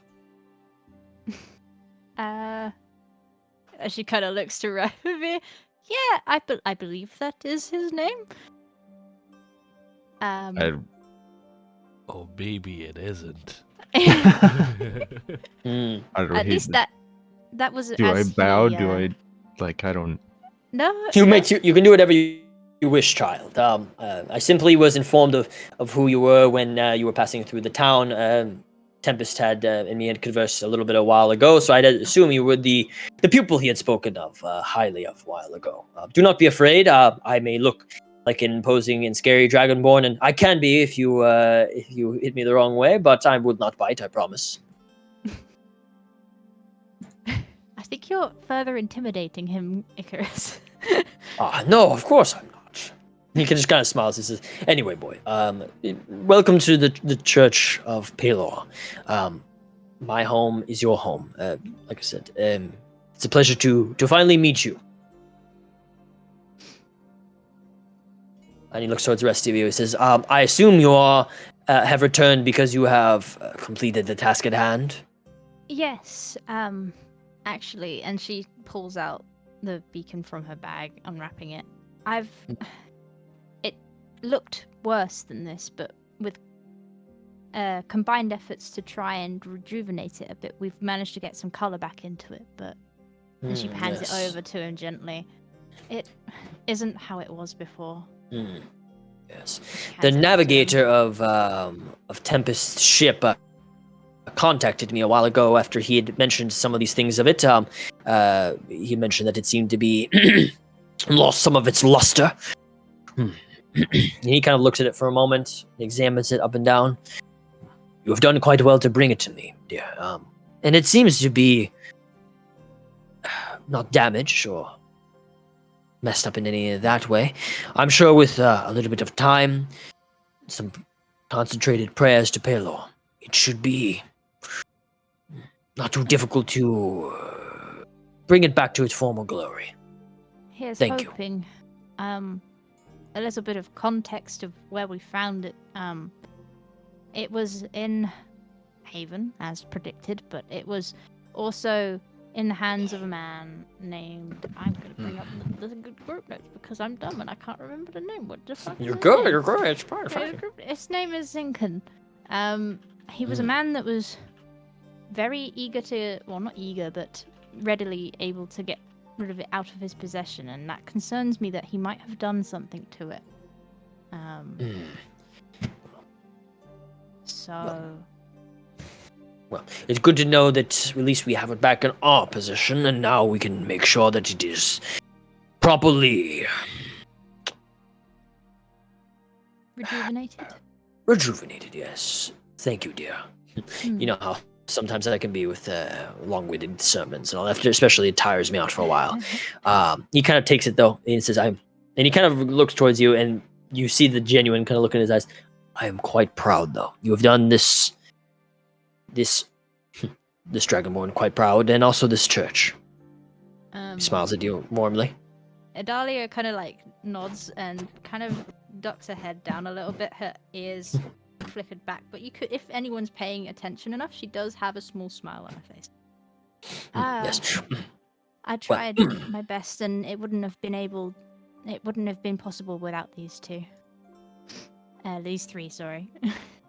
Oh, of course. He kind of looks towards you, Nash, like seeming to kind of notice that, but he kind of smiles and says, "I'm sure you couldn't have done it without the big strength of Nash or the cunning of Kat as well to assist you, and this new friend here, I'm sure, was quite capable as well in assisting it. If I know anything of how Tempest runs his crew, I can only assume that he was a definite boon to your journey. How rude of me, though." He kind of looks over. He says, "Zrash, please." You see the individual who kind of walks forward. You see he stands with like this kind of beautifully crafted kind of armor. It has markings of it that show that of golden light and different stuff like that. But you see he does not wear that of Pelor. You see he walks with the kind of symbol that you notice of the goddess Sarenrae, which is the goddess of redemption, of healing typically, and also a god of light in that, but not specifically light like Pelor. Hers is more of a light that reveals unto people their true selves in many ways. But the individual kind of steps forward, and you see him more. He is an older dragonborn, probably in his later 50s to 60s. Some would be aware that dragonborns typically are around 70, 80-ish when they kind of hit their age point. That when they're quite old age. He's probably reaching that older point of it, just from the kind of coloration of the scales. But he steps forward, He says, "This is Zarash here. He is a family member of mine who I have not spoken to in quite some time. He was traveling up towards Valhurst to participate, not to participate, but to watch over a tournament that's about to happen, and he was just passing through. And you see Zarash at this point kind of nods. Yes." And you see he kind of smiles. He says, "It's a pleasure to meet all of you. Icarus has spoken highly of you three specifically. I had not been able to meet you all before, but I am Zarash Inkut. I am the leaders of the Bastions of Kotera in the new continent. It's a group of freedom fighters slash heroes for the good of the entirety of Kotera. We work to, where we can, do the best for the people of Kotera." He kind of looks towards all of you, but I did not come here to boast my past endeavors in my group. He just kind of nods. He says, we can speak later, Icarus. I don't want to interrupt your conversations with your disciples and friends." He kind of nods to you all. It's a pleasure to meet all of you. I'm sure we will meet again later on before I leave. And Icarus says, Of course. We will. I wish to speak to you a little bit more too, since we don't get to catch up very often anymore." He kind of nods and smiles. And Zarash starts to make his way out. Anybody who, if you want, all four of you, give me a quick insight check.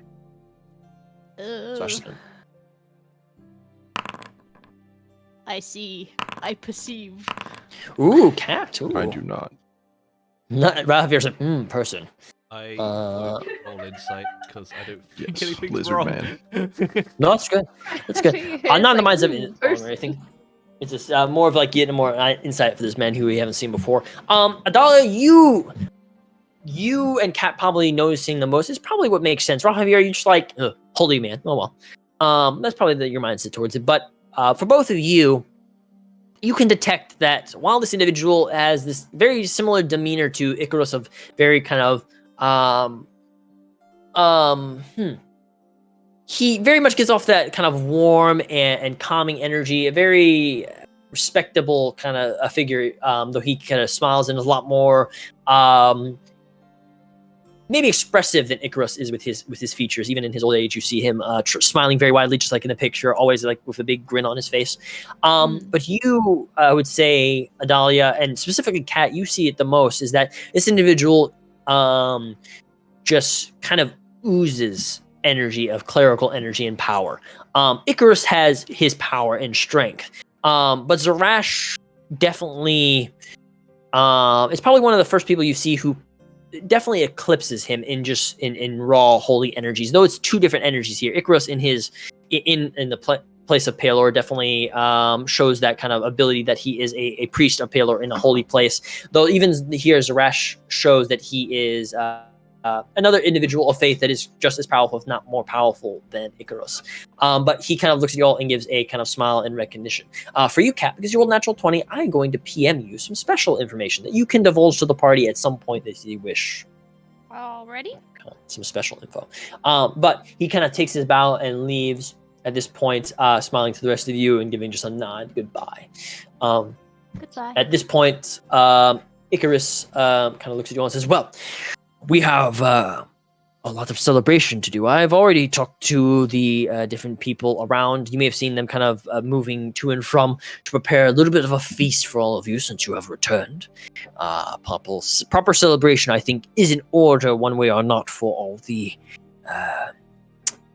trials and tribulations that you went through to retrieve this item. So I hope that you all will be able to enjoy your time here. And he looks towards you, Javier, and I hope that you and Tempest will join us as well. You all were instrumental in bringing this item back, so I think it is only right that you all are properly well fed and able to relax and enjoy yourselves for a little bit of time. I'm sure we will. Thank you, Of course. Father. No problem at all. For your troubles, though, I'm sure that, I know Adalia was probably here to help out the church in its endeavors, but I feel only right to properly reward those who are more persuaded by a more physical reward. He specifically looks over towards you, Nash. Kind of like me? looking at kind of like looking at you of like he knows that you're happy to help out Adalia, that you maybe want something a little bit extra as well. And so he makes He actually but he doesn't. looks towards you. Oh, he doesn't? No, he's He fine doesn't. with just helping out Adalia. Okay. He got nothing. I think I've already it's been a frick, what was the timeline? It's been a good 4 years since all of his brethren have been turned to stone. So he's a little bit clocked out and kind of given up. Understandable. On trying to find a cure. So Understood. he is just passing the time at the moment. State of mind. Of course. Then let me rephrase that. He says that he would like to at least offer you guys a little bit more of a kind of physical bonus as well for what you have done that may help you on future endeavors. And so what you see is he will walk over to each of you and hand you Cup's hand for reward. he hands you a talisman. You see that this is called what is called a actually it does not have a specific name for it. Just see right here. Yeah, there it is. He hands you each one of these talismans, and you had seen these Adalia before, but you know that these are a pretty special item that that Icarus is able to make only very so often when he has this amount of power. He hands it to each of you, and he says, "This is an amulet of rebirth. It is an amulet when, as long as if you were to fall in combat or to have been injured, if you are in the light of Pelor, it should give you the ability to stand up in those moments of difficulty, as long as you focus on it. Basically what it is the first time that you were to fall down in combat, you can choose to basically activate it. The kind of like pendant, what it is, which is like a small sun of Pelor, breaks and restores a D12, a hit dice of damage to the individual. So whatever your hit dice is, and brings you back to that hit points. The first time you would fall below 0, but you have to choose to do this as well. So it's something you have to physically decide that you want to do. It also has to be done in the sunlight, so it cannot be done at like night or if you're underground or away from the light. But if you're specifically in like light or daylight, it allows you for something like that. I cannot eat this, father. Yes, that is true. It is not really a edible thing, but you, I'm sure, could use it for other things in the future at some point. Anyway, he kind of does the like cough where he clears his throat. Thank you, It should Father. be That's very, very valuable. I appreciate it. Of course, I should have given you some before you left, but I needed more time to properly prepare it. But anyway, a banquet shall be set out for you guys in a little bit of time here. Unfortunately, I don't know much more about this Zinkin, as you said, but I will try to ask around and see if anyone else is more aware of what they particular are reasonings for having this were. For now, I think it would be a good time for you to rest, and then we could talk about later about what would be the next step, per se. What would be the next thing that needs to be done? I know that Zarash has come with me with a couple of concerns that I think could be addressed, but there's stuff that can wait for another day. For now, we celebrate for your return. And he kind of smiles and kind of looks towards the rest of you and starts making his way out and says, "Come," and kind of guides you guys to where the kind of like a banquet will be set up for you all. More clarification. Sorry, I Yes. looked at the timeline. 2 years since his brethren turned to 2 stone. years, right? 2 years. I was like, I didn't remember the exact year time, but I knew it was around there, a couple of years. Nash will clutch the talisman quite tightly before tapping Adalia on the shoulder. Hmm? I think he should take this and place it in the palm of her talon. Oh, how come? Well, more people depend on you than depend on me. I depend on you, though. Well, no one depends on me. I just said I did. Okay. Other than you. But, like, I mean, this is a weird tree that we're drawing out now.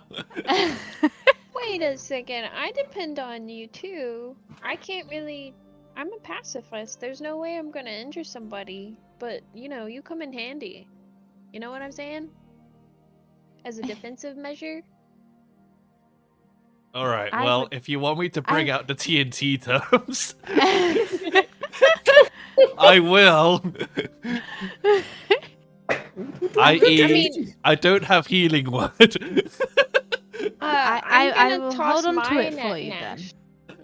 I will hold Like, on to Nash, it for I you then. don't fight, so like you can have mine. I was really honestly hoping for a reward that's like edible, so like Well, we're it's all going to a yours. banquet hall right now, so you'll get that quite shortly. yeah, but when Father brings home like special fruits from his travels, I know. You prefer the pears that he likes to give you from the orchard off of that one cliff, but we'll get them another time, okay, Cat? fair. I would kill for one of those tennis ball-sized grapes. Aren't grapes poisonous to dogs? Wait, you're a Yes. hyena. Never mind. Don't worry about it. I could literally eat rotting stuff. I'm Yeah, immune his to stomach- poisons as well. I cannot get drunk. Who knows? Maybe his insect his insect physiology makes him more resilient to grapes. I don't know. God. He has Wait, hidden you have away. bug insides?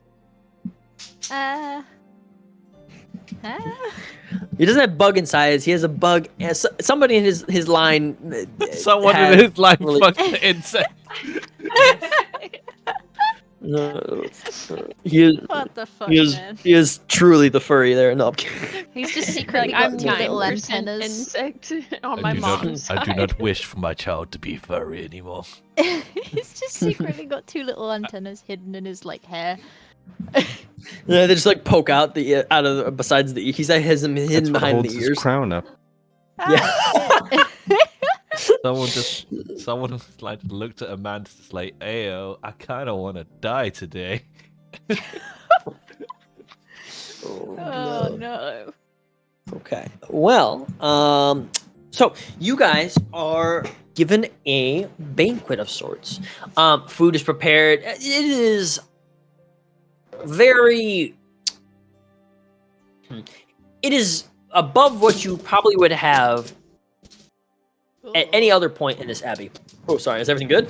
Sorry, What's that? I had a tape measure thrown at me.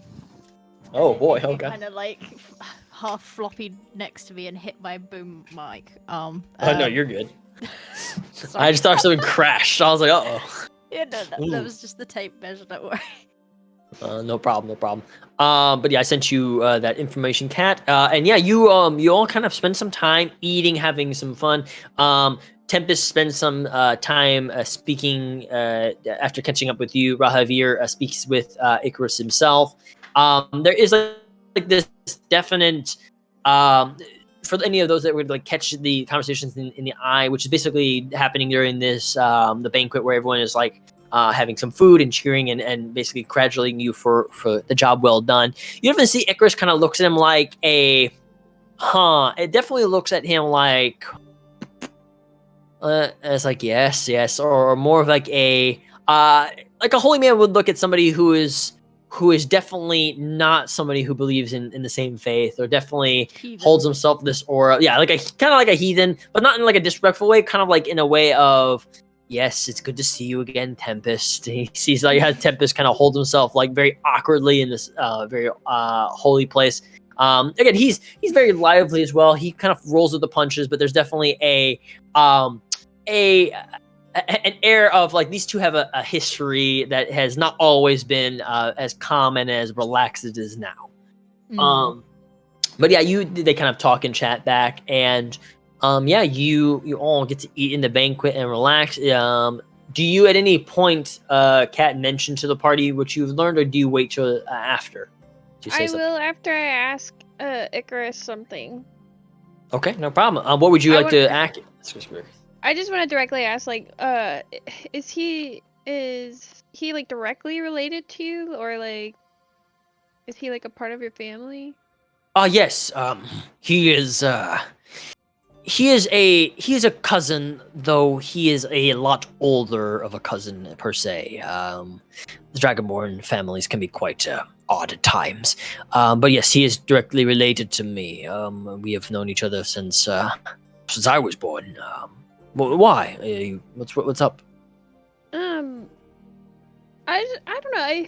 There's just a feeling to him when he passed by me. He had a sense, like, an odd strength to him, like Ah. a fire in his eyes. It seemed reliable. Sarash is. He used to follow Bahamut many, many years ago, and senses a particularly tough event in his life has taken up the banner of Sarenrae and has worked his entire life to redeem himself in a way. What you probably saw was his internal struggles that he has had, and I must also say he is powerful in his own way. He is even more traveled than I, and has gone through a lot in the many years that I have known him. A troubled individual, but one who is very reliable, as you say. Yes, very strong. He kind of looks towards you. He's like, "It's strange for you to take interest in somebody else that is not your reading material. Interested to see that." And he kind of looks down towards you with like a curious look. I look down at my book and say, "Yeah, it's my studies have been dragging me a little bit outside my comfort zone. I've been learning a lot."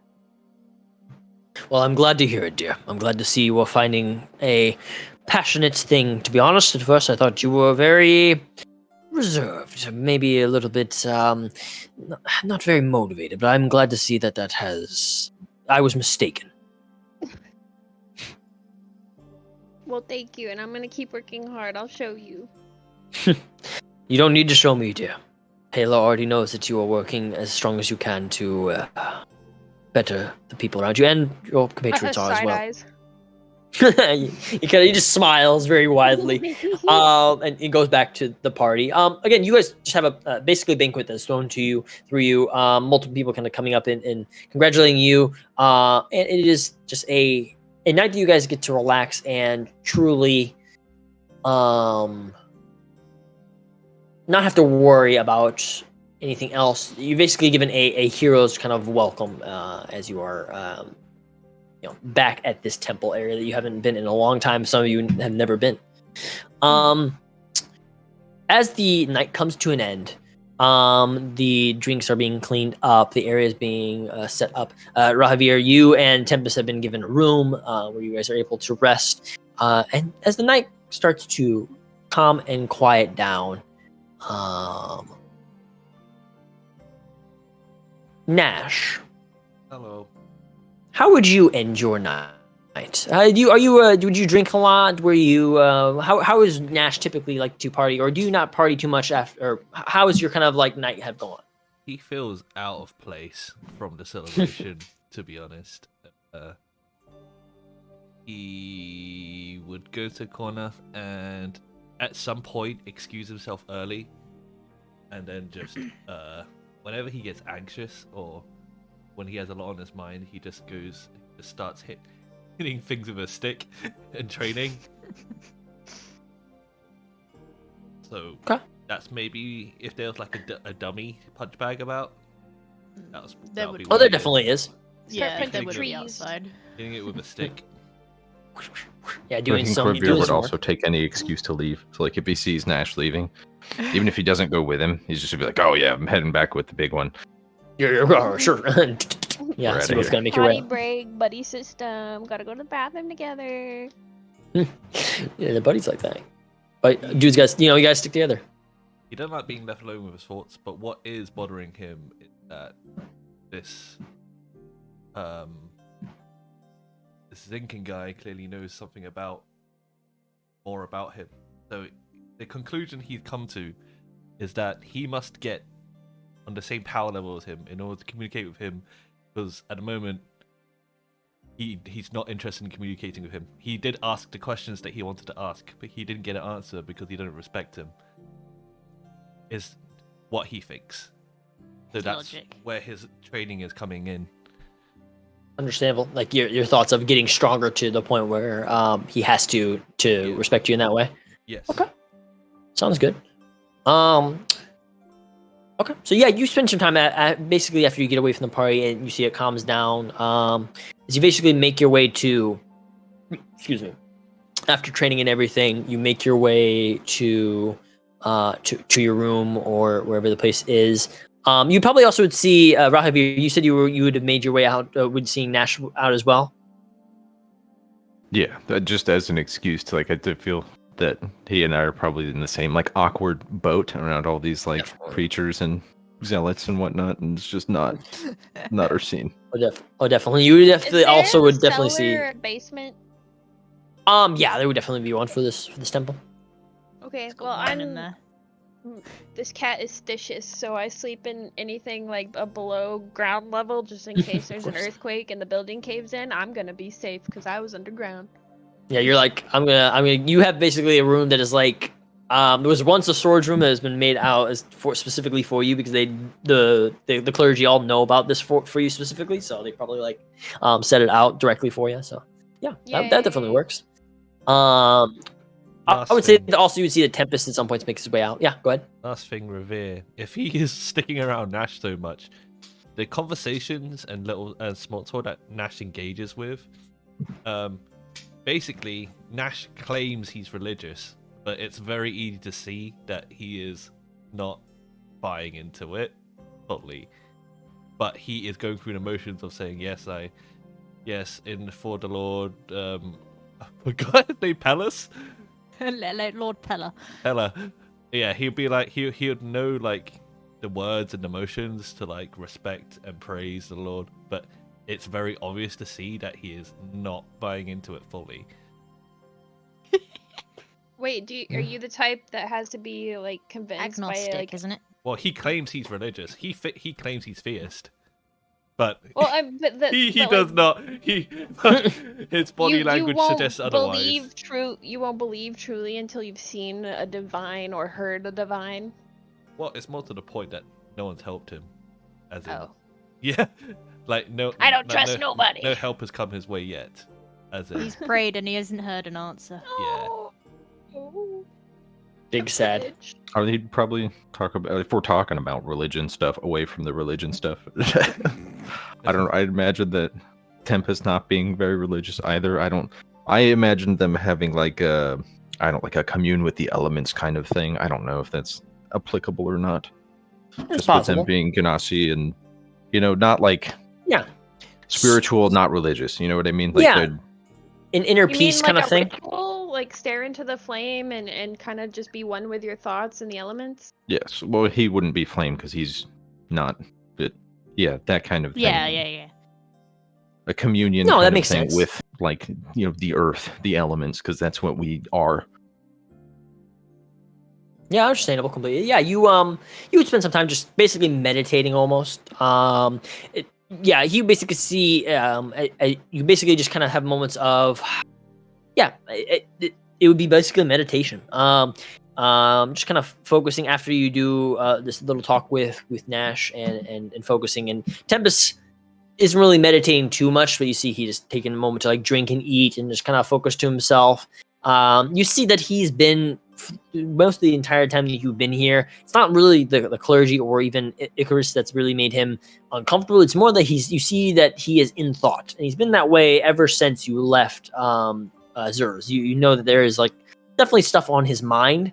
But if there's ever been a time that you would have asked him, he's kind of just really blowing it off. But you see there's definitely a thought process that he's thinking about, and just stuff in general that he's kind of contemplating.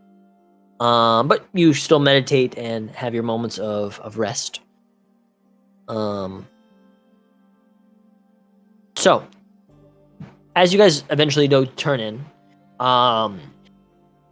you rest, and Nash, do you eventually go to sleep? Are you like one of the last people to go to sleep, or would you be like, I gotta get out of this place eventually after training? You would turn in. Yeah. He would try to exhaust himself through trading and then go to sleep. Well, like you've done many times before, you definitely exhaust yourself enough into training that when you hit the bed, only takes maybe a couple of minutes before you drift off into sleep. Why are you asking about my sleep so much, bro? Well, because you'll see here. Uh-oh. Mm-mm. As you fall asleep, how often is Nash dream? Is it often or not very often, would you say? If he hasn't had alcohol, then he would dream. He did not have alcohol. So anytime he doesn't have alcohol, he would dream. But that means he dreamt quite a lot in the 2 weeks. Oh, I don't know then. Yeah, quite Not if often. your We'll say motion's we're quite often. I'll figure out the logistics later. You can't even dream if you're motion sick. When you dream, do you dream about the obvious, which is what happened to your subjects and the instant that you found them? He is very much replaying past events in his head and trying to figure out what he could have done differently and what his purpose is now. Given it's been so long. Of course. You spend some time, and as you find yourself upon what is this large, empty, almost endless expanse of the field, you see the familiar stone statues that dot the landscape around you. The familiar faces of the people that you once knew, now most of them frozen in surprise, terror, and fear in a stone state. 2 years of the same dream have really cut away at his nerves. He would sit cross-legged and wallow in his punishment kind of calmly now. When he first arrived at his scene, he was very much in a panic attack state, but he's almost at peace with his failure.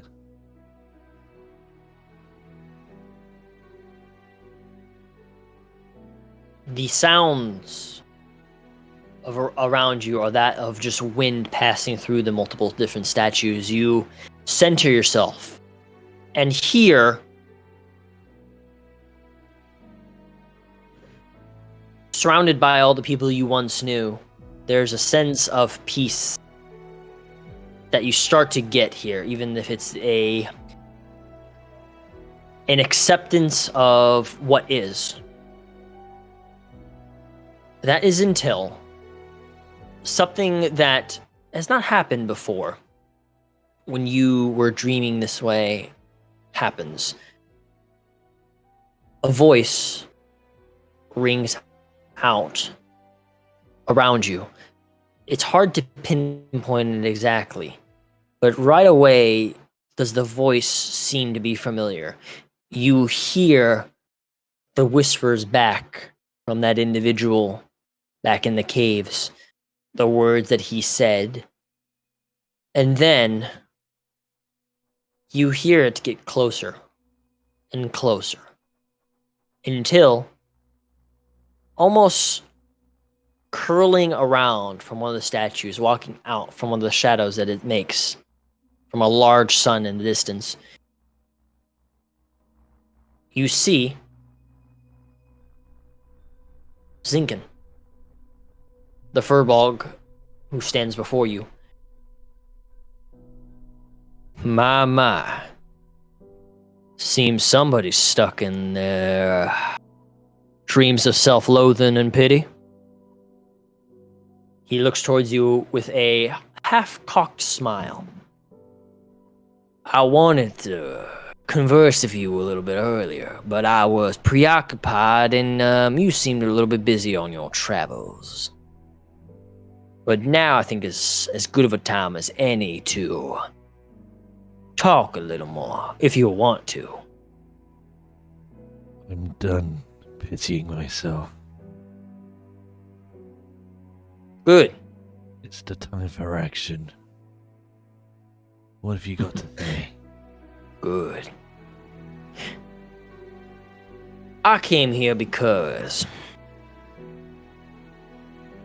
when I saw you in that cave, well, I was surprised to see the rogue, the Aarakocra, that smoky individual, whatever the hell that other one was.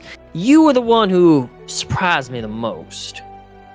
Because for you, seeing you was like seeing a dead man walking. How much did your mother tell you about her past? About who she was before? About you and your brother, where they came from? About where the rest of your litter came from? Anything at all? I left when I was 3. I can't know. How would I know? Probably for the best. She had a knack for causing misfortune to all those around her. Little side smile again as he says that.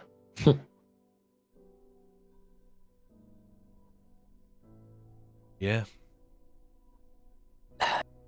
Well, I'm here. I can answer some of your questions if you may have them. Least I can do for you showing up before me with an item I thought lost and giving me quite a jump that I didn't expect to have that day. Feel free to ask anything of me either, since you seem to be at least a little bit curious now. So what do you know about all this? He gestures to all the scenery around him. This, gonna be honest, don't know too much. Because I can tell that it has something to do with the sorry state is not a very natural occurrence. But to be honest,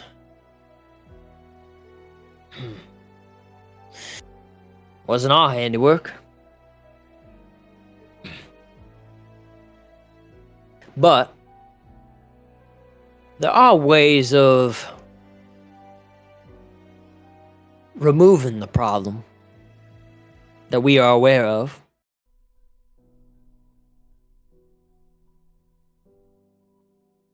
Or was that the only question you had? Well, no. He will look to the faces of stone that he recognizes.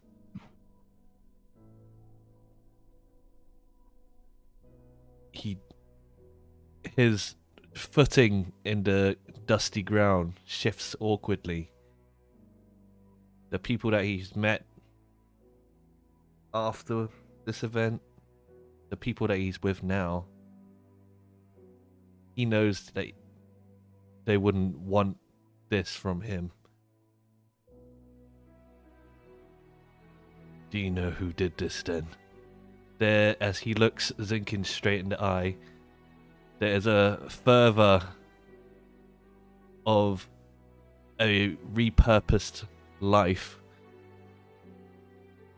If he can't fix this, then possibly vengeance is the only way.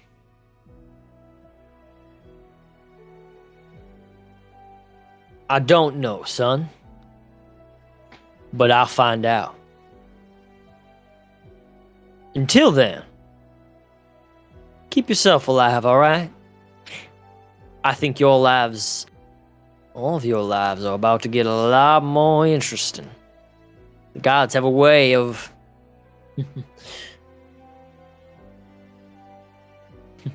having the dominoes fall the way they like it.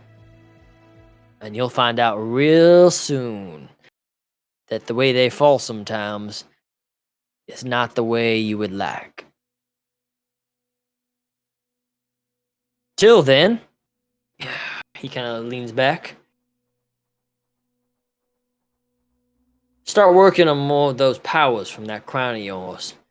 That will be your best friend here in the days ahead. Yeah. What's in it for you? Why an interest in me? Oh, my dear boy, we had an interest in you and your litter since the day you were born. Doesn't change that quickly. We're just making sure that since your mother can't be around to pay her debts, we just want to make sure that our investments don't go to waste. He looks at you kind of directly in the eye. And you're a mighty fine investment now. So don't think that we won't be keeping an eye on you. Nash doesn't answer back. And you see he kind of leans back and stops looking at you. And as he kind of turns around, he kind of just gives you this side wave. Now take care now. And don't get all wrapped up in the lies of those Palor people. But, I mean, you already know better. You're not as foolish as the Aarakocra. At that point, you see the individual as he walks back behind another statue. He just fades into the shadow and disappears. Upon hearing him wording Kalos, he would look to the sky to see if there's even an inkling of a ray of sun in this desolate, dusty wasteland. The question would be, from me first, is would Nash willingly let there be light if Palor was willing to give him some? Yes.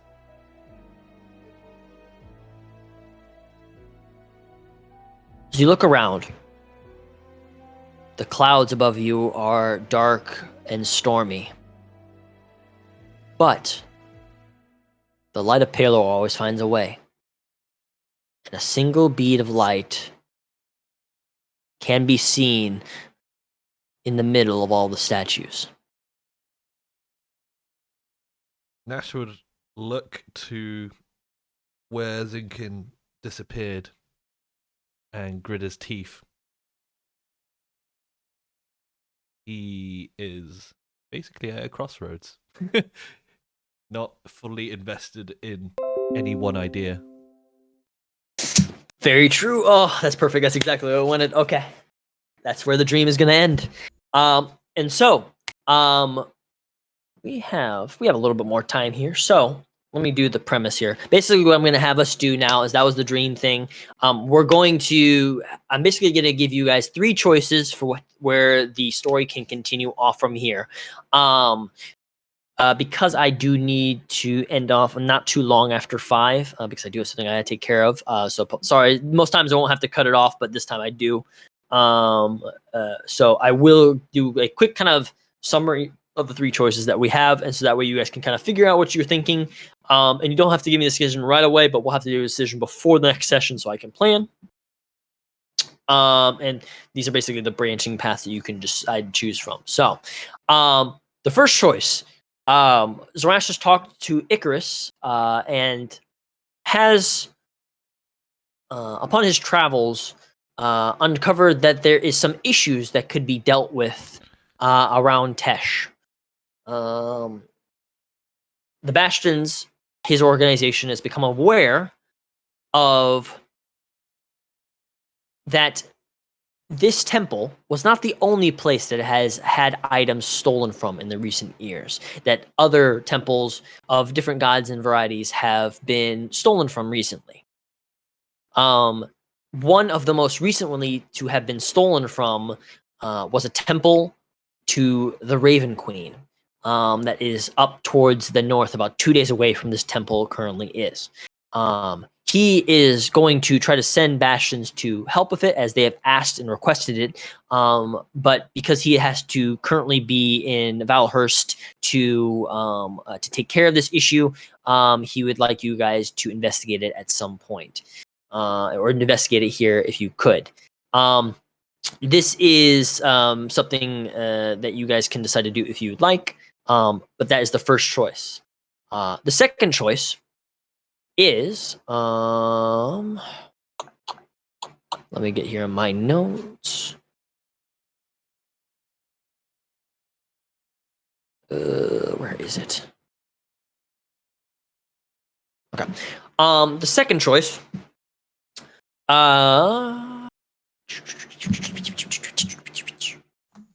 where is it? Okay, there it is.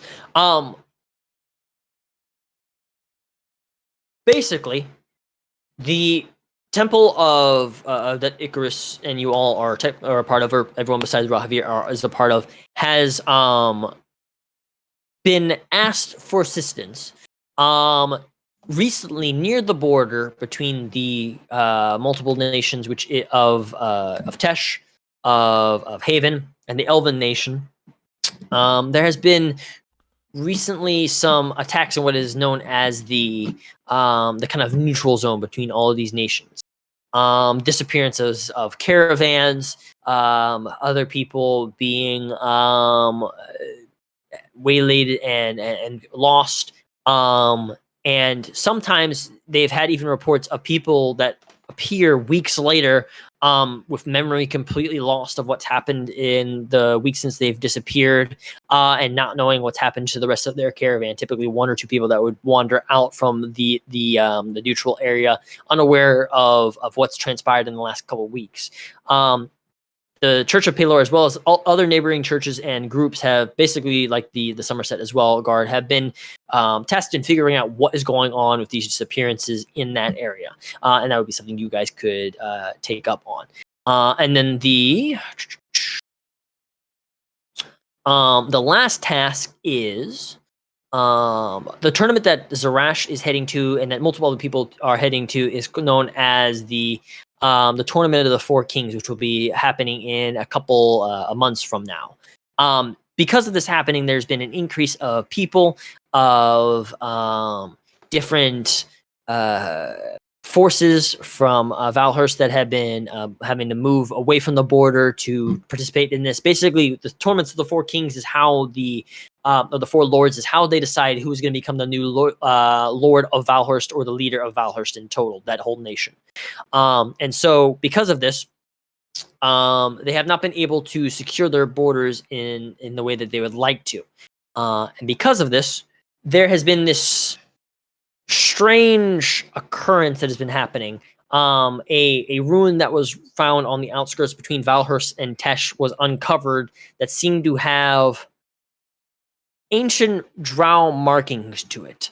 The drow markings being that of the deities that used to be a part of it, including Lolth, and has drawn the ire of multiple different holy men and clergy around, and the Church of Pelor, as well as other individuals, have been asked to investigate this area, since the Valhurst army is currently preoccupied with preparing and defending / organizing this tournament / event that will be happening. So those are the three choices that you currently have. So the choice that you have, number one, is going to figure out what is happening to these other different magical items that are disappearing. Second one is heading to the neutral area between all the nations to figure out why these people that are missing weeks of knowledge, or just coming back completely delirious, or heading up to the north to deal with a uncovered drow ruins. All three have, slight connections or maybe interest to you as well, due to what you have dealt with, but I leave it up to you and what you would like to take care of. If you guys like any questions, feel free to ask it now, and I can answer anything that I can. I was going to try to give a little bit more of an explanation / RP aspect for it, but I had to I have to kind of wrap it up a little bit quicker because we are running low on time this time. So, My is there? vote is avoiding the depressing stuff and going to that cool tournament and watching the tournament. Like, Yeah, but definitely interesting. what if Nash went in the tournament and won? Oh That my was God, immediately yes. what I thought. That's You highly can- I am we now have one man king. with BR experience. You can also totally decide to do that as well if you want to try to go into the tournament. It will definitely be a thing. I don't think Nash is strong enough. I will say that is months in the future. So it is like two months in the future. So you will have still a little bit of time. Zarash was here in Tesh so early because he's going around to talking to different people before he makes his way up to the very north to Valhurst. But yeah, you guys can definitely decide to do that at some point if you want. Right. Well, I wasn't drawn to any of them, but if people are okay with the tournament, but the only reason why is because I don't want to make the whole campaign about me. So, I want to follow the guy that has the fire in his eyes. Yeah, he seems interesting. Yeah. The only other one I was particularly interested in was why these other objects are being stolen. So it's not just this church being targeted; it's everyone. True. I feel like the tournament is more fun. Understandable. The tournament is And I definitely something that honestly- will be of interest to you guys because it will be happening here later. That's why I mentioned it. But yeah. Yeah. So we have a first place and a second place, or kind of tied for first. Yes. If you're wanting to also follow Zarash, probably the first one is the closest to it because that would be because he's the one who is kind of getting information about this or wanting to send bastions to get it taken care of or maybe help out with that. So that would probably be the closest one with connection to him if you're interested in that specifically. Yeah. Okay. Like I said, you have time to think about what are you thinking, Rahavir? Since I know you've been a little quiet, you have any interest in anything? I don't. The tournament thing is interesting. I don't know if any of us will. I'll take part. If I you might as well. It depends. If It you really bring depends. me there, I will take part. You like I said, you guys can It's also definitely in the go up future, there. so we have to- No, what What happens we're if doing it's right just you now is two what in we're the trying to final figure out. round? And then You'll have- definitely cheer you'll have a training arc for? before then if you want. Yeah, sorry. Go ahead. What if it's both of you two at the final round? Like, who would me and What? Adalia cheer for? Why does Revere want to be king? He just said he might enter the tournament. That's just challenging. He Just might to win play though. spoiler, dude. He might. Yeah. I was gonna say he might win big loots, big monies. That too. Be I rich. mean, if you're king, you are rich. Is the tournament for the throne? So no, How that they is do not. It's that? not specifically the throne. Right. What it is it basically the four lords choose two teams that are or two teams of people that represent them, and whatever team wins, that team then the lord then becomes the next one who rules over the capital city of Valhurst, which is known as Kaldor Frost. Oh, I don't like getting involved in politics. But you're a 'Cause we'll- king. No, I'm a king of nothing at the moment. I know. I'm pulling your leg. I'm joking. But I don't want to fight on behalf of someone to make someone else. We'd have to get sponsored. Yeah. Mm. You also can fight as an independent party. the if Monster you Raving like. Loony Party. But that also comes with its own Is there like a struggles. first prize, like reward? Yes, actually, let me pull up my other notes from another campaign. Actually, hold on. We're just entering for loot. We're not We're entering because entering of to politics. loot and then we're dipping. Like, give the politician spot to the second place. We just want the loots. So yeah, for sake of ease, Kaldor Frost is and Valhurst is kind of think of a mixture between Viking, Game of Thrones, and the White Wall, and like a whole bunch of other like type of things. It's basically where the structure of it is that there are four lords that rule over it, and all these numerous different clans that work under it. Some of them under them, and some of them that are independent. and kind of that's how basically they rule out of this one main city, and then everyone else basically kind of like Native Americans will travel around or set up different establishments from here and there. But they have like mainly that's kind of like how they structure themselves. And they have like one section which is called the Beyond of the Wall, which is like a section of where dangerous monsters and everything are. And that. But your question was what again? I'm sorry, I went off a tangent. It was the winnings. The winnings here was, where is it? 1, 2, 3, 5. Nope, that's not it. Nope. Where? Nope. Where is that one?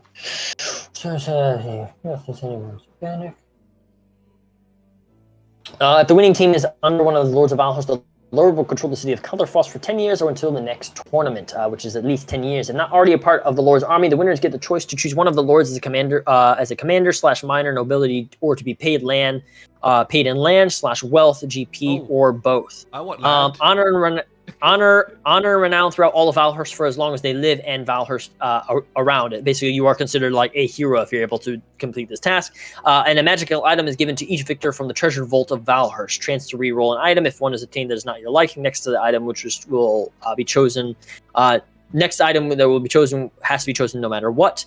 And then you also have a chance of traveling beyond the last into the lost lands beyond the wall of Valhurst.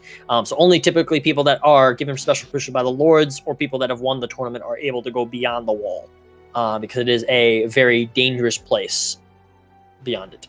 All right. How about this pitch?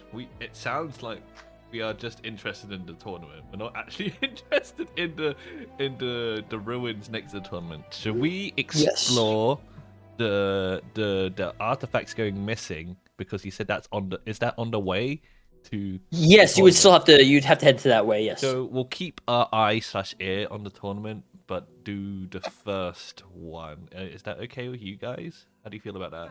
I'm happy Yes. with that. I love that plan. Also, Best not of for both nothing, worlds for me. when I rolled my lucky charm, it was the deed for a parcel of land in a realm unknown to you. So I do have some kind of like True. inheritance or something.